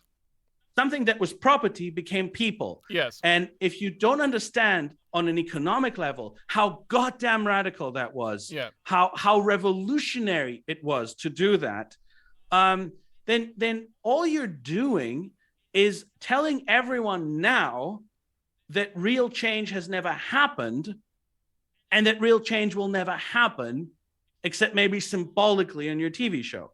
Well, yeah, You know, it doesn't give them hope that something similar can happen in the future to fix problems that they experience, because you're effectively going back and saying, well, nobody really did anything positive here, yeah, right? everything Like, is static. yeah, It's always been exactly the yeah, same yeah, way, and it will continue to be the same way. Whereas the truth is, yeah, there were these giant revolutions, giant wars, giant things. People fought for stuff, and it was never 100% like effective. yeah, And the French Revolution and all of these things that happened, um, they happened, and they pushed us forward. yeah, And they didn't push us forward perfectly. We didn't go to perfect morality. We didn't become enlightened right, and suddenly stop doing all the bad things. And like you said, the default state was only partially changed, and yeah, some of the really bad shit continued happening, and it took centuries more to get rid of the rest of it, or at least some of it, and we still have like elements, tendrils of it, with us nowadays. But we still got to where we are now in these jumps forward that happened because people fought. And if people keep fighting, then we'll keep making these jumps, and they're never going to be perfect. There's always going to be huge mistakes, and even good leaders will have bad qualities like yeah, Sheridan, and make mistakes and all of these things. But history will continue to happen, and we'll get somewhere, because honestly, like, I dislike capitalism, but I think capitalism is a whole lot better than what we had before. yeah, Um, yeah, and so I can see that, yeah, things are fucked up now, but they were more fucked up before, and they can be better than they are now as well. And then whatever we get after capitalism is also not going to be perfect, and then somebody else is going to come up with something better, as long as we still have this notion that historical progress can happen, that we have somewhere that we can go and things can get better. But if you relentlessly tell people that nothing really changes and everything is exactly the same, you're basically trying to reinforce the status quo, or even take us backwards. So I think in that regard, stories like this are incredibly precious to me, because they remind me of history and of the fact that there is progress, there is movement forward if people fight for it. Yeah, it's a series of small steps, some of which are incredibly tough to take. Like, some of them are very large and costly to even take a small step. Other times the small steps are kind of incremental and were less disruptive of humanity's state. But it always is. There's never going to be there wasn't a root evil. There wasn't some like villain or some anything that you can latch onto. There's just, society is a pretty improbable thing to have happened at all. The fact that it doesn't work that great is not surprising, considering the default case was a bunch of people like running around throwing rocks at each other or something on a plane somewhere. So it's just one of those things where you have to appreciate how difficult each of these things was to accomplish, and to focus on the fact that, like, it's remarkable that all of them, that we have had such progress by comparison. It's remarkable that all this stuff did work, right? And so, yeah, Babylon 5, to bring it back to the subject of the show, does a great job of just showing this, of showing that, like, it's messy, it's not perfect, but if everyone tries, we can push things forward and set the stage for the next generation to do something and the next generation to do something. If everyone just keeps pushing, we do make progress. Even though the historians won't then admit it, apparently. Yeah, exactly. And that's another part of it, is that the truth is that if you try to fight for the things that matter, you will suffer. Yes. Like, I'm sorry, that's just true. Yeah. Like, every lying idiot has money and adulation, and Julian Assange is in jail, and Yep. and they're trying to kill him, and Yeah. the same is true of countless journalists in every country, including all the ones that pretend that they're incredibly free, and of course the ones that openly say that they're not. Yeah. But in Europe and America, journalists, activists, people who have actually tried to, the people who haven't just talked, but the people who have done things, who have published, information, or who have really fought or done all of these things, have organized, they've always been punished. There's always been a terrible, terrible cost. Sometimes lives, Yes. and if not lives, then reputations, because like the first thing that they reach for is this person is immoral. Yes. This has always been the first tool that the people in power reach for, is blackening someone's reputation. If they can't kill them, they'll say, "Oh, this person is a pervert, or he's a homosexual." Now that doesn't work anymore, thank God. But it used to. They always found someone. Oh, this person likes foreigners. This person. Whatever the hell. And if it's not that, then it's something, oh, this person is a murderer or whatever. Like, they always find, some angle. And of course, in the U.S., we have the remarkable thing of, I have now somehow, I guess this is just a testament of me getting old, I have lived long enough to see two opposing political parties both have their go-to line be that someone is a Russian agent. So like, if you live long enough, you will see that the excuse doesn't even have a political affiliation. It's like the excuse is just used when it is effective. And it will you will see it be used by people who ostensibly were on opposite sides of a political issue. Over a long enough time period, the excuse remains the same, which is a truly remarkable thing to witness firsthand. And now I'm old enough to actually have had that happen, of course. So, yeah, it's like, people in general, not even just people in power, but people, the apple cart doesn't like to be upset. Like, the thing that is the most comfortable for you to do in society is to not try and make a change. So when you do try to make a change, most people don't like you, unfortunately, right? Yeah, exactly. It's very difficult, and especially those in power who control the narrative have more to lose. and they have an interest in destroying people who try to do something. Yeah. There's also an interesting thing to always think about. If the people in power really praise someone who claims to be a revolutionary, They're probably not. might be something wrong. You might want to think about that. Yeah. It's very rare that something truly revolutionary or even progressive in some meaningful sense, not in the political sense maybe, but in the greater historical sense, gets a lot of support from the government or from the elites. There are moments where entire systems lurch forward, Yeah. and where there's a kind of energy and people get into power that try to change things, but it's rare. Yes. But the thing that Babylon 5 reminds us so much is that there, especially in the form of Sheridan, is that there will be a price for trying to do something, and you will not necessarily in your lifetime even be loved for it. Yes. But you need to have loyalty to this meta level of humanity, to not just the people now, but people in general. You need to believe, that's the thing. We see the repercussions of what Sheridan did a million years in the future.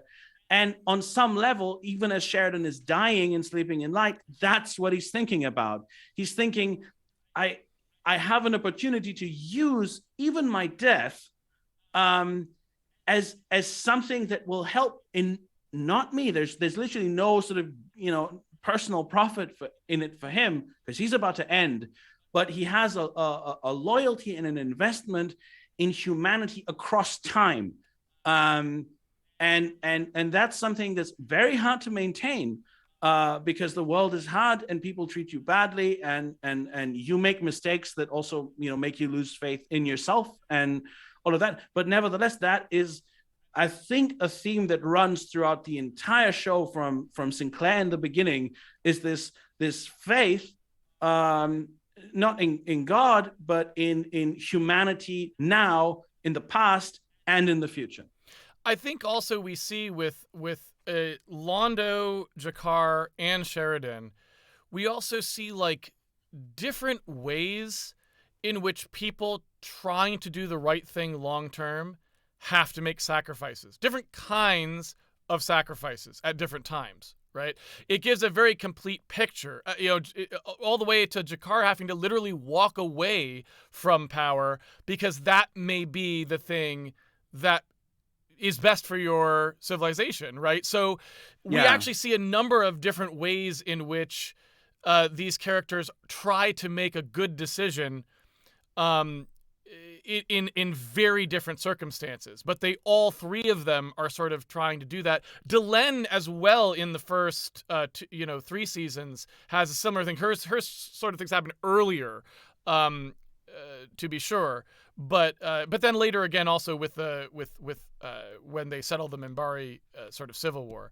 So you see like all of these characters kind of have to go through messy circumstances to move things forward, and we see a lot of different examples of that, which is really refreshing and yeah, like you said, kind of hopeful but honest. Yeah, exactly. It's not looking away from the darkness, but still having this hope.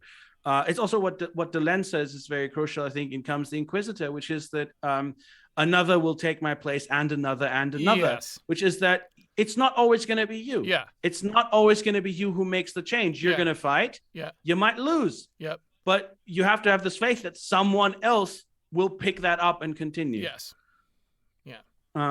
Yeah. But that requires, well, faith in a way. Yes. But faith not in something supernatural, but in humanity as a whole, including the future, including that you're going to do what you can, and also maybe somebody much, much later will pick up on that and use it to keep fighting. And what you may lose today, but you'll inspire the next generation to keep fighting, or you'll carve out some kind of victory that will give space to the next people. Like, I mean, the Interstellar Alliance, which is like, yeah, you still lose on Earth. Yeah. They still blow themselves up. Yeah. But you've built enough that it can build back. Yep. And so you keep trying to build things that will last because you care about the future. Well, on that note, I feel like that's probably a good place to end our Yeah. series. Uh, I don't know that there's a better way to end Babylon 5 discussion, because you could talk forever about anything, really, I suppose. And in yeah. Babylon 5 there's so much to it. But it's been quite a ride, I would say. Yeah, it's been a real pleasure, watching you experience it, and that you got out of it, if not the same thing as I did, but something very similar. Um, and I just have to say, for myself, I'm just immensely grateful that this show exists, because it it I watched it at an important time in my life, and I've rewatched it many times since. And you can tell me endlessly about the flaws, but it doesn't really matter, because the things that it does have influenced me tremendously. And while I would say I would still be a writer, with or without the show, because that's just who I am.